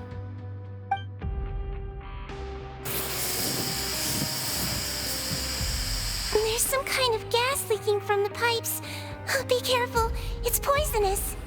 This is our distribution center, where we store the product derived from our source solution. We had to use special fire prevention methods to prevent contamination. The pipe network here was designed to emit a gas for firefighting. One little modification later, and it makes an efficient death trap. Why would you do this? Your partners are here too. Oh, please. If they can't supply what I need, they're of no further use to me. Besides, I can't have him exposing my potential whereabouts. He's a maniac! Come on, we gotta find a way to open that door! Go ahead, struggle in vain. Once the last of you croaks, no one will ever find me again. So long! Are you sure you're ready to leave, Patton? You haven't changed your dressing today. You can't cure my face, just give up. And what if I could? Nice try. You're just trying to stall me. Don't you worry about me. I'll find a way to cure my face once I get out of here. Oh, I doubt it. After all, Fontanians can no longer dissolve in primordial seawater. What the? How did you... component of the face-changing potion is the fluid left behind by dissolved Fontanians. It might look like ordinary water, but it has some unique elements in it. Before the flood, all Fontanians were oceanids, physiologically speaking. A potion made from that fluid could dissolve and reconstruct the face of a Fontanian in much the same way as hydroidolins change form. Theoretically, it could give someone any appearance they wished. But since the flood, Fontanians have become true humans. They can no longer provide the source material for this potion, nor reap its benefits. Are you saying this potion is made from Fontanians dissolved with primordial seawater? Then their crimes are far worse than I thought. How could you know all of this? No, wait. Of course! Well, well. So that's why you have a human appearance. It also means that I have a formula you're unaware of. The air's getting thicker. It's getting hard to breathe.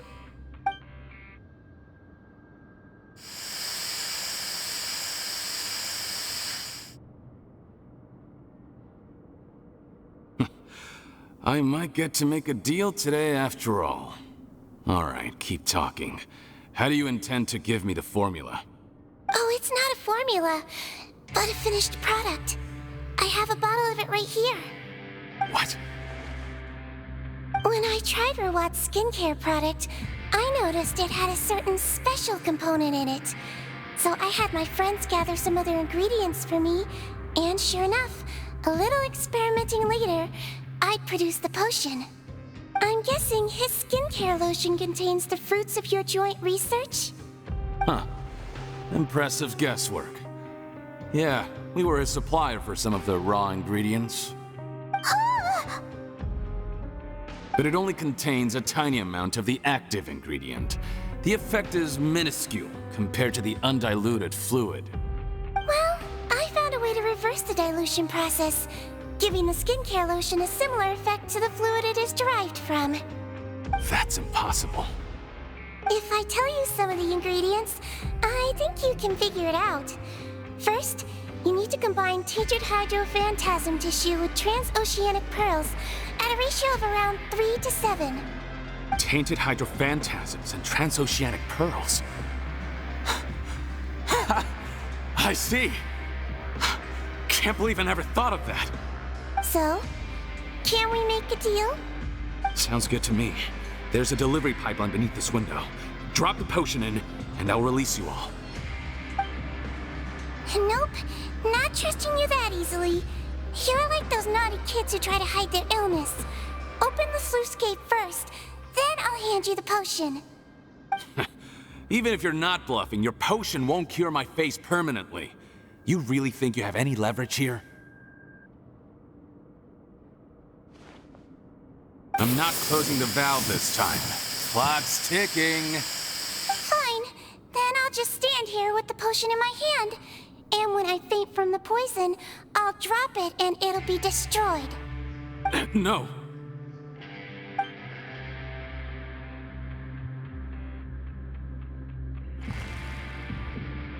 It's open! Disable that sluice gate! Jam it! Don't let it close again!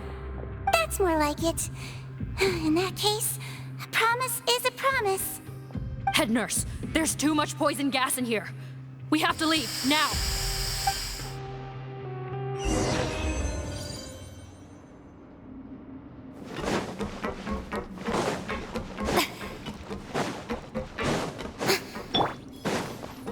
Hold that pose!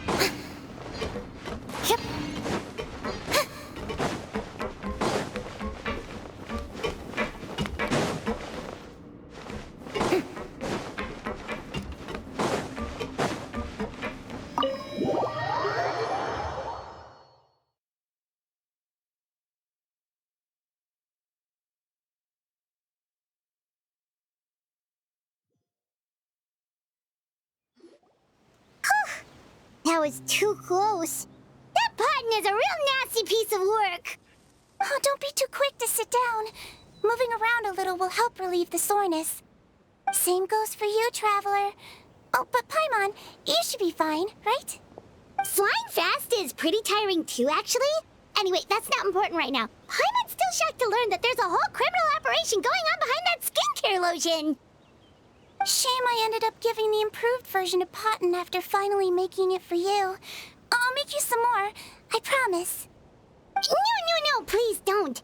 Paimon doesn't want to use that stuff anymore. Still, it was a pretty good job that Paimon wanted to buy some in the first place, huh? It ended up saving everyone's lives. That's gotta count for something. Yeah, Paimon was just kidding. Head nurse. I've done a final head count of our team and the criminals. Everyone's here and doing fine. We're ready to escort the fugitives back to the fortress of Meripede. It's a shame that we didn't find Rawat. At this point, I'm afraid he's probably deceased. What a horrible bunch. Especially that Potton guy. If he hadn't made good on that deal, we'd all be dead because of him. No, we wouldn't. I always keep a whole bunch of antidotes on me for emergencies, and one of them neutralizes that poison gas. We'd have been fine, even if you hadn't opened the gate. What? Then why did you give him the potion? If this is true, I must concur. Sorry to be blunt, but I think you made a bad decision by handing him that bottle.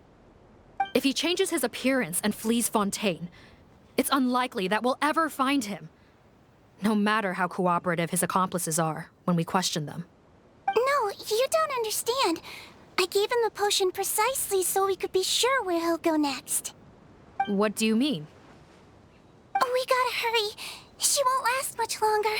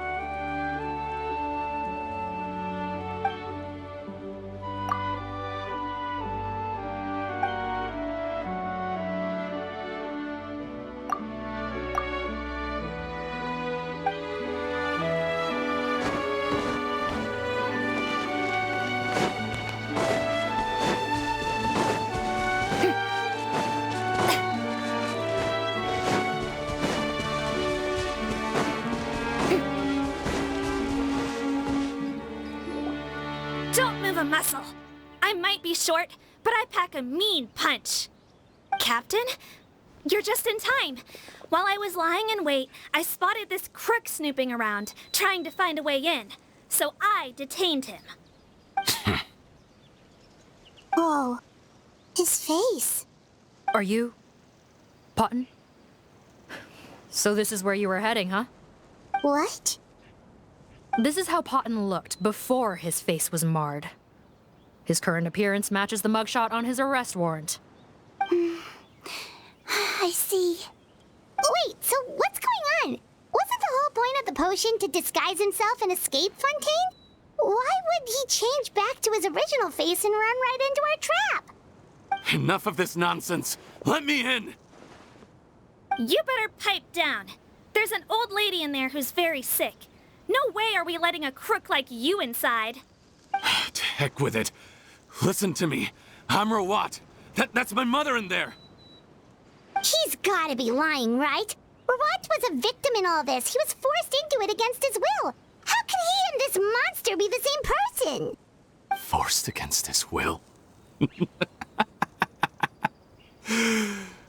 That's the funniest thing I've heard all day. Back when I was being coerced, everyone thought I was colluding of my own free will. And then when I actually became a criminal in my own right, you all suddenly thought I must be under duress.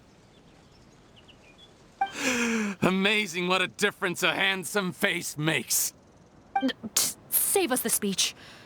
Explain yourself. You want an explanation? Fine. I'll tell it how it is. When I was just Potten, the whole world treated me with contempt. Ew. What do you want? Get away from me. Women despise me. Collaborate? You don't look like much of a researcher to me.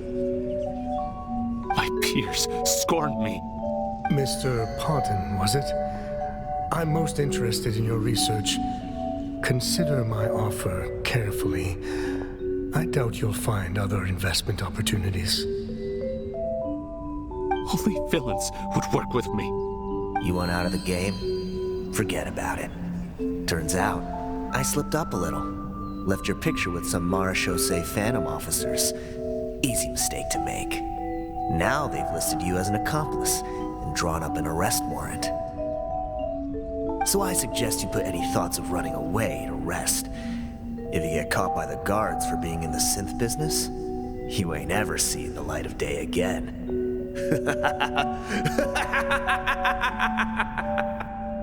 There was no way out for me. Until I could stop being Potten. Mr. Rawat,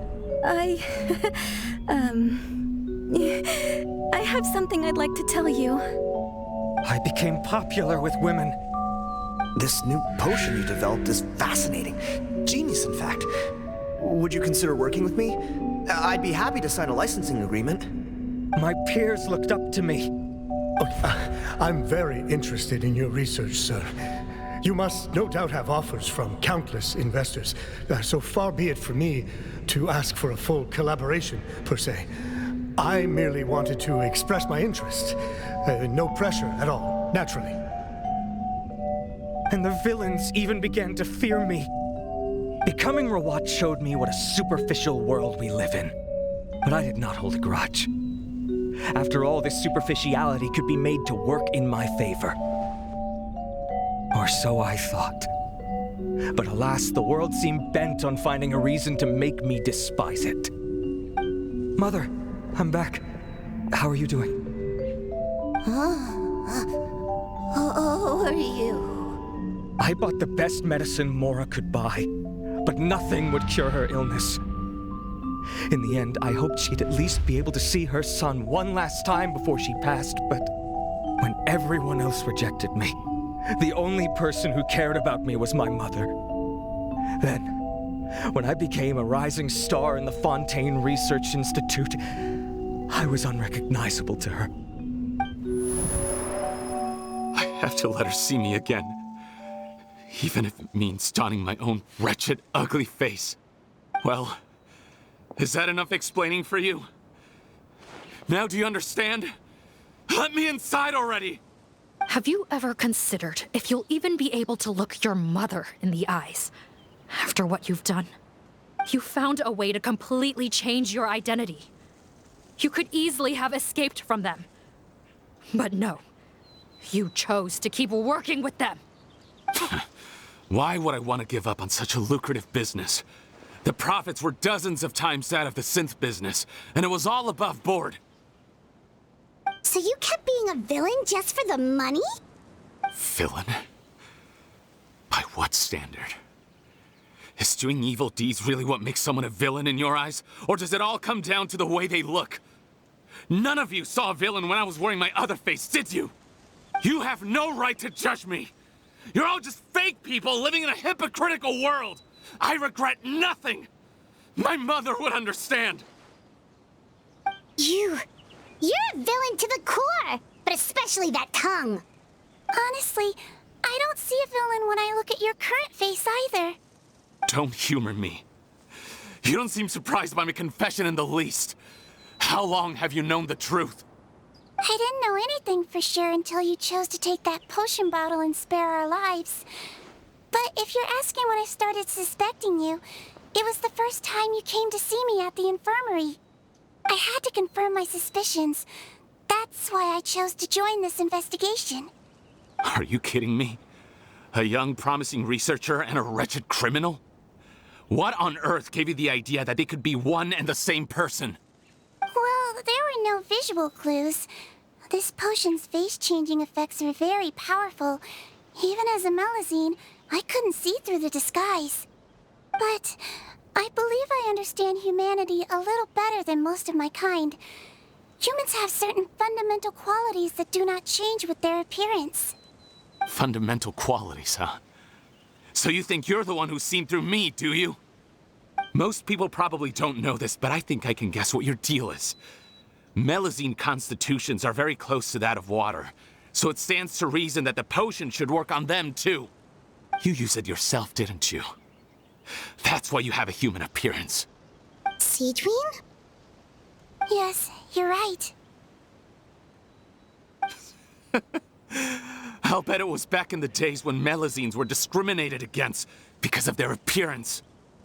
It was either carry on living in the gutters as part of an alien race cast out by humanity, or become the head nurse of the fortress of Meropide, revered by all. Not a hard choice to make. It's a no-brainer. So you see, you and I were the same. And I'm the one who saw through you! That's not important right now. You came here to see your mother, didn't you? Well, I can grant you your wish. Huh?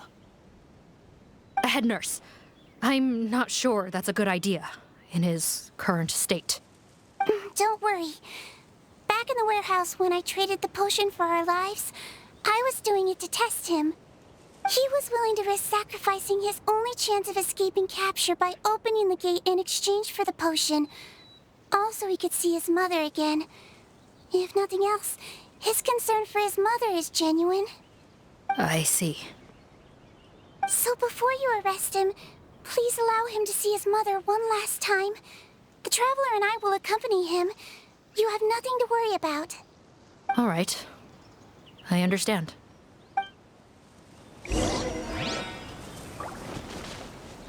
Join the head nurse inside. If he tries anything at all, shout. I don't trust this guy much. Be careful.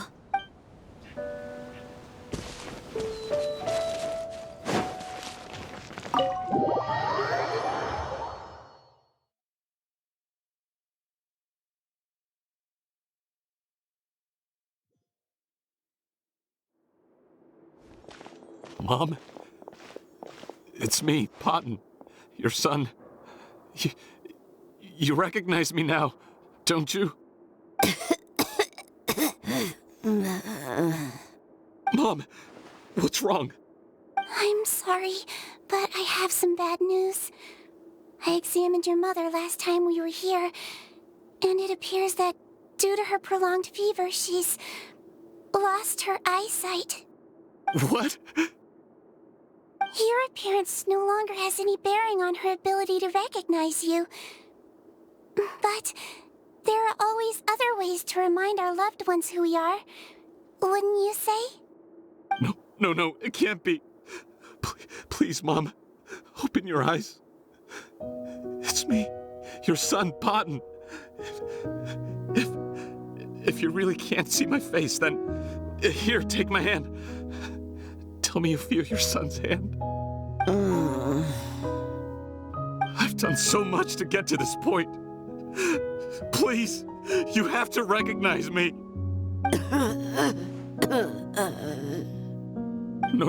No. The temperature of his palm must have changed. I'm sorry. It seems I couldn't bring him back to you after all.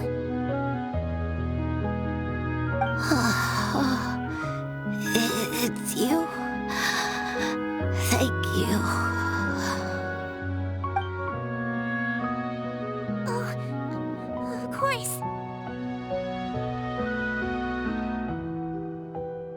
Mom! Why will you answer her and not me? Why? Why? No more questions, Potton. She's gone. Mom? Mom? I'm sorry to say this, Potton, but you and I are not the same.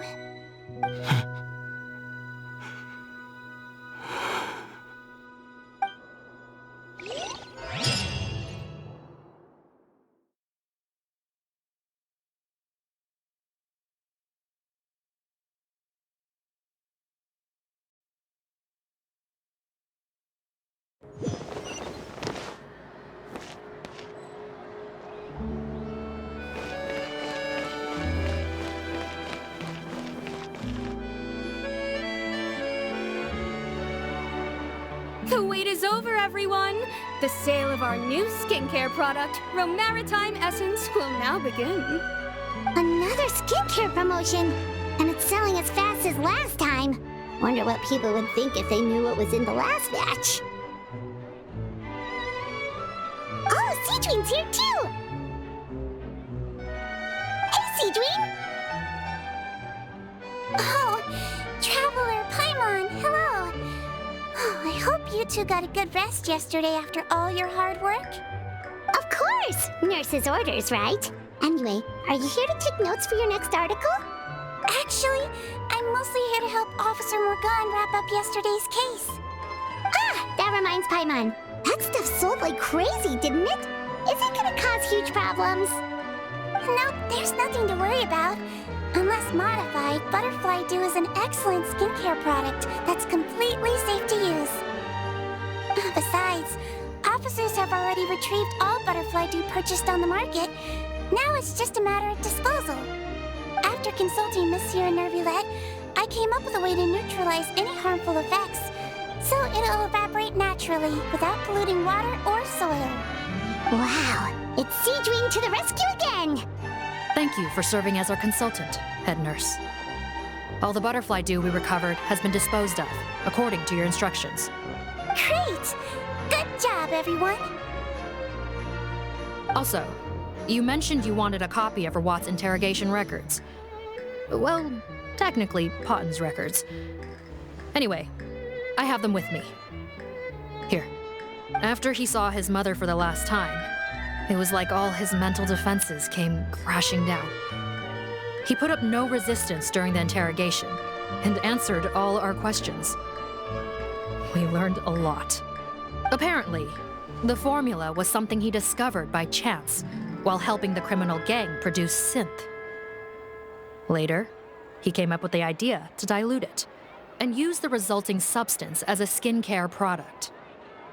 Their supplier was Vache, but you could also argue that they were the ones doing him a favor. His operation helped Vache's gang dispose of an enormous amount of evidence. It made for a seamless collaboration. One man's trash was another man's treasure, and there were no loose ends. It's no wonder we never noticed what Potton's gang was up to. Vache again, huh? Is there still no end to the harm he caused? Make no mistake, the crimes of Vache and his accomplices will come to an end. It's only a matter of time. Since the flood cut off their supply of primordial seawater, they've been forced to resort to riskier methods, like using their private reserve to attack people on the street. Naturally, those attempts all ended in failure. After receiving numerous reports, we were able to zero in on the gang and eventually round them up. That sounds more like it. Based on what he told us in his confession, we pretty much had him backed into a corner, even though he made a point of distancing himself from the gang while disguised as Rawat. He tried to throw us off his tail by reporting his accomplices, giving him enough time to transform back into Potton and see his mother one last time. But there was one thing he hadn't anticipated. Even though Potton had been missing for a long time, we were very much still on the lookout for him. So the moment he appeared in public after changing back to his original appearance, we caught him. So he tried this once before, huh? Guess he really did want his mother to see him again. But in the end... Looking at the interrogation records, it seems like he spent the first sum of money he earned as reward on his mother's treatment. Yes, which is why I suspect that his initial motive for using the potion was not personal greed, but a desire to become somebody who had the power to save her. Even so, he went too far. In the end, he got what he deserved. I understand. Thank you for bringing me these records. Why did you want them anyway? Cotton was one of my patients, so I need to put together a medical file for him. My teacher always stressed that a person's life experiences are just as important to their file as their medical history. Why are you still treating him like your patient? Isn't he kind of beyond redemption now? That may be true, but a patient is a patient, regardless of the choices that bring them to my care. One last thing, head nurse. Please keep everything you know about this potion a secret. It would be for the best if most of Fontaine knows nothing of its existence. I know my fellow officers and I will be able to sleep easier if that's the case. Of course. Not to worry. Thank you for understanding. I'll take my leave then. So, Sigewin, did you really use that potion yourself? Why do you sound so surprised, Paimon? I told you all about it. It was quite a while ago now. You mean that story about the witch and the potion? So it was really, actually, genuinely a true story? Yes, it really, actually, genuinely was. But... I know. There are some secrets I can't tell anyone about. But considering everything we've been through together, I know I can trust you with them. Before I tell you, though, could you follow me somewhere? I want to pay my respects to an old friend. Of course!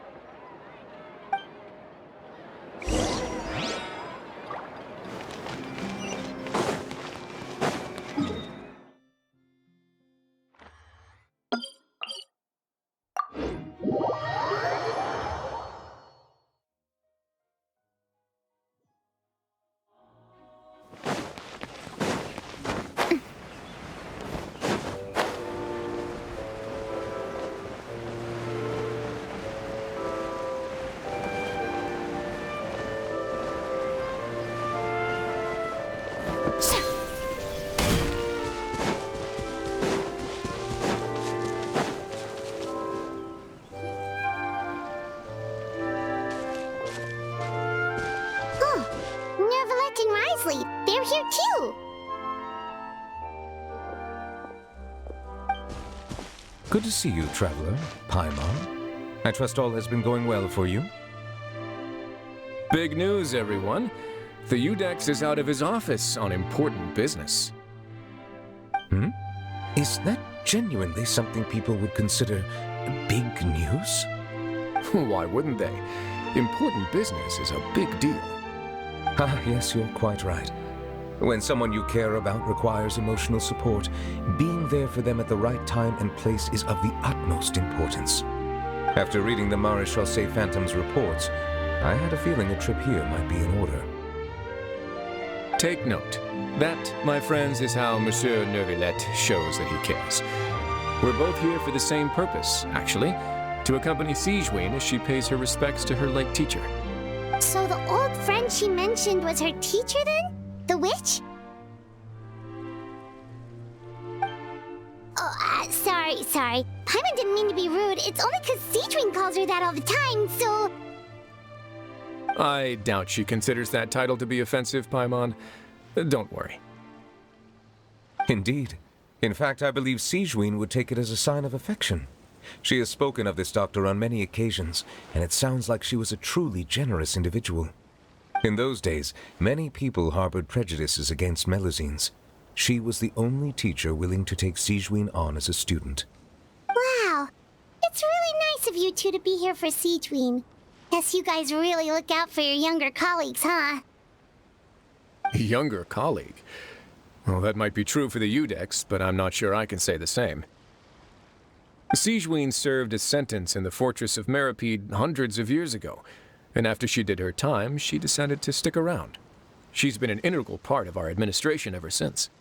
Strictly speaking, the head nurse has been around longer than most people in the fortress, myself included. Pretty sure that makes me the younger colleague. She served a sentence? Yes. Long before I became Udex, there was an ancient law in Fontaine that prohibited any attempt to transform another species into a human. Initially, I and most researchers believed this law to have been imposed due to ethical concerns. But now, it seems more likely that the law was nothing more than an insurance policy, a way for Egeria to ensure that her people would remain insulated from the truth, thus enabling them to lead more straightforward, happier lives. Ignorance is bliss, as they say. Sigewinne had her reasons for choosing to obtain a human form, but the act was nonetheless in clear violation of the law. Could you tell us a little bit more about what happened back then? Certainly. Sigewinne does not object to her close friends learning about her history. In fact, I first learned of it myself because she confessed the truth to me of her own volition.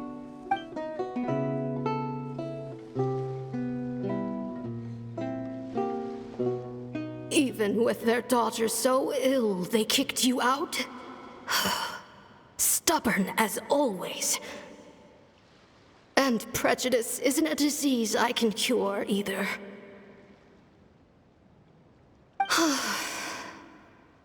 Shame that I don't have the energy to get over there. You're laughable, you old witch. You want to save everyone in Fontaine, but you can't even save the patient before you. Master, what are you... I discovered a strange disease, one I suspect that every Fontainian suffers from. But without witnesses or proof, no one will believe me. I had no choice but to experiment on myself to find a cure, but I hit a wall. And as you can see, it took a wretched toll on me. Then I'll find a cure for you, and then you can go cure her. There's no need. I am beyond saving now. There's nothing you can do. But, Master... As I said before, a doctor's duty is to treat whatever ailments they can. I know, but they don't trust me at all.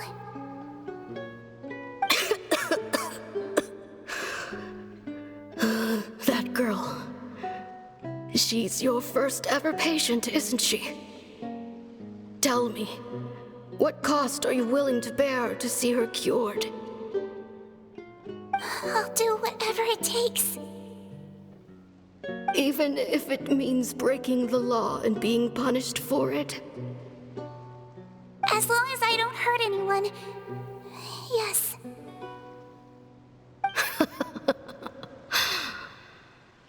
Spoken like a true student of mine.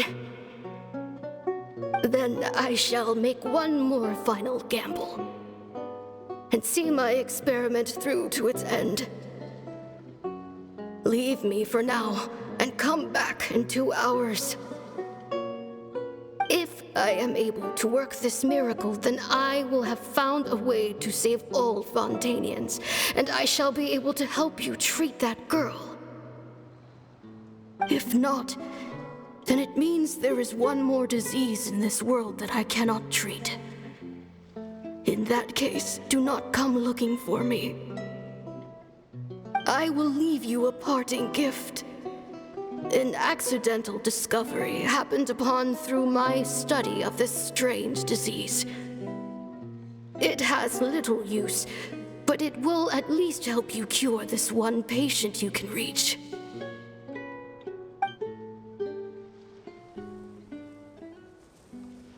When Sigewinne returned, the miracle had not occurred. She found a potion bottle and a note on the table.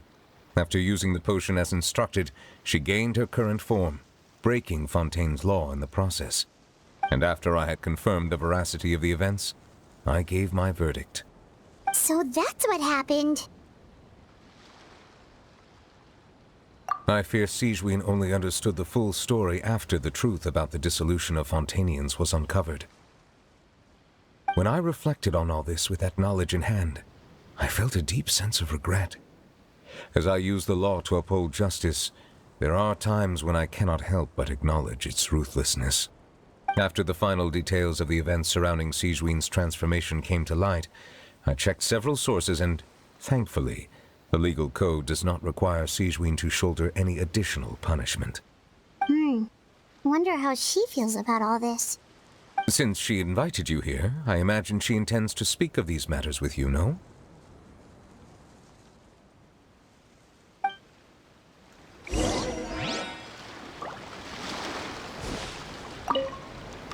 On behalf of the Maréchaussée Phantom, I would like to once again thank the Fortress of Meripede for your assistance in the response to yesterday's prison break.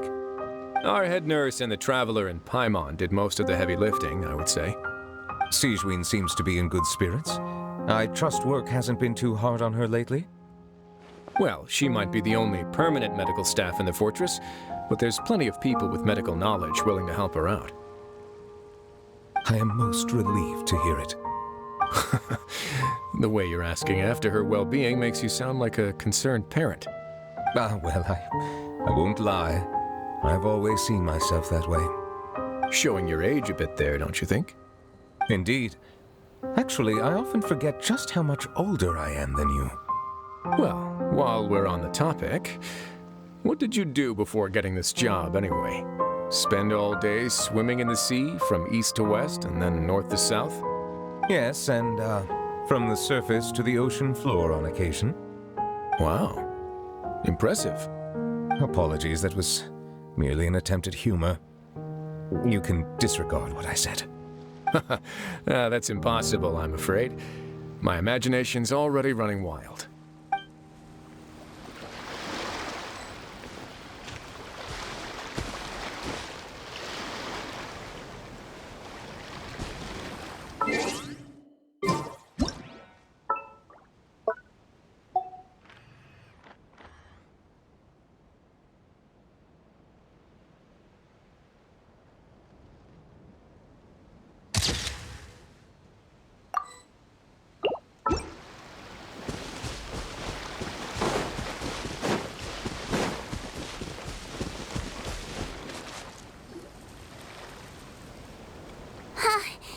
You're here. The old friend I mentioned was my teacher. When she passed, her body was nowhere to be found.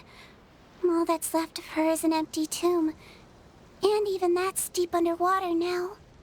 Sigewinne, the witch who gave you the magic potion, she was your teacher, wasn't she? Sounds like Monsieur Neuvillette filled you in. After learning the truth, it must have been hard to process, huh? Well, to be honest, after I realized what really happened that night, my first thought was that it kind of made sense. It seemed exactly like the sort of thing she would do. But she was planning to sacrifice herself and never told you. That's just who she was. If lying is what it took to get a kid to take their medicine, then that's what she'd do. All right, but why did you turn yourself in? I broke the law, simple as that. My teacher made her choice, and I made mine. True. It's just the way Potton framed it when he was asking you all those questions, it made Paimon really mad. You're not like him at all, and everything Neuvillette said confirms that. And yet, you were still convicted and thrown in prison. It just feels so unfair. Unfair? I happen to think just the opposite. If I hadn't served that time, I'm not sure I would have been able to stay strong when he was questioning me. What makes you say that? I knew you'd be curious. Let me tell you a story.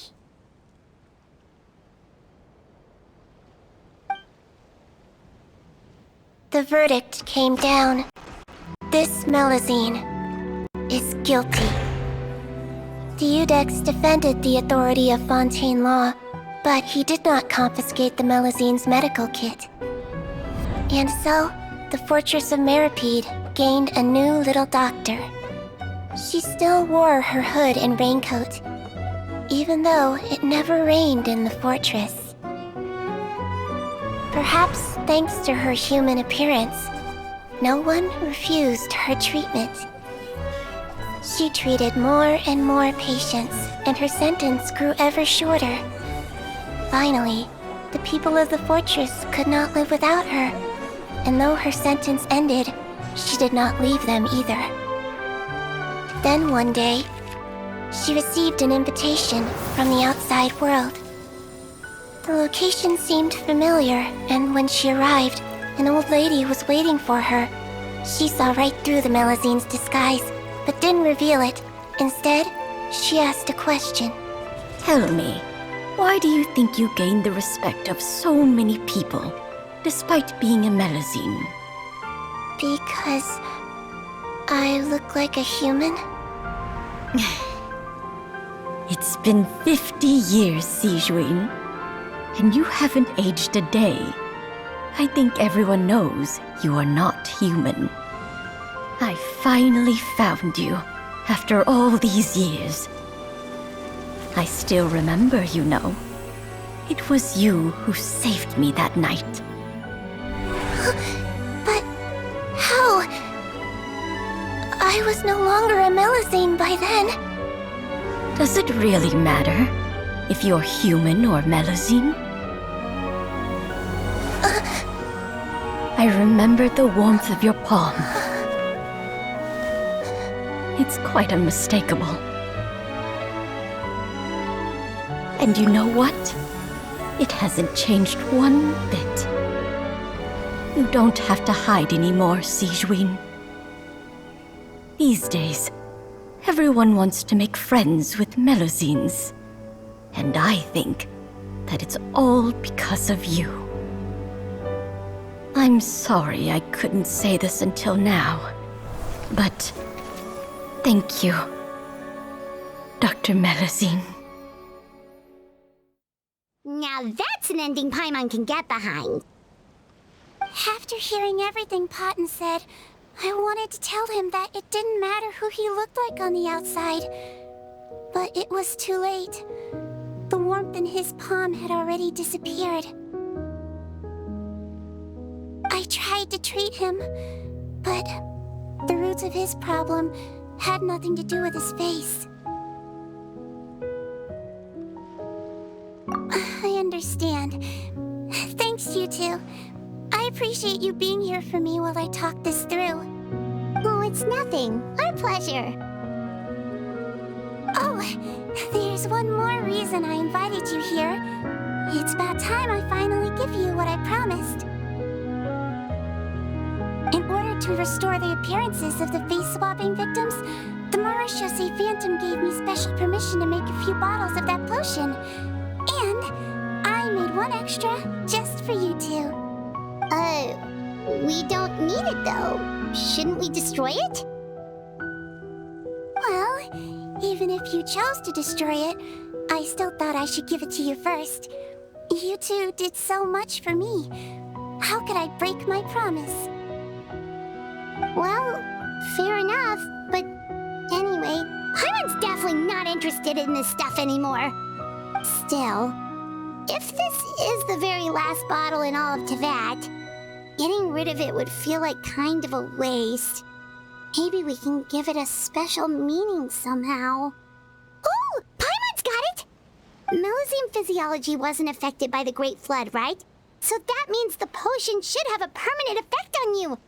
In that case, what do you say, Sigewinne? Ever thought about transforming back to the way you used to look? After all, from a Melusine point of view, Paimon bets Melusines look the cutest of all! Paimon, after everything, do you really think it matters whether I'm Melusine or a human? Well... What was Paimon thinking? You made up your mind a long time ago! Yeah, let's just destroy this thing. Leave it to me.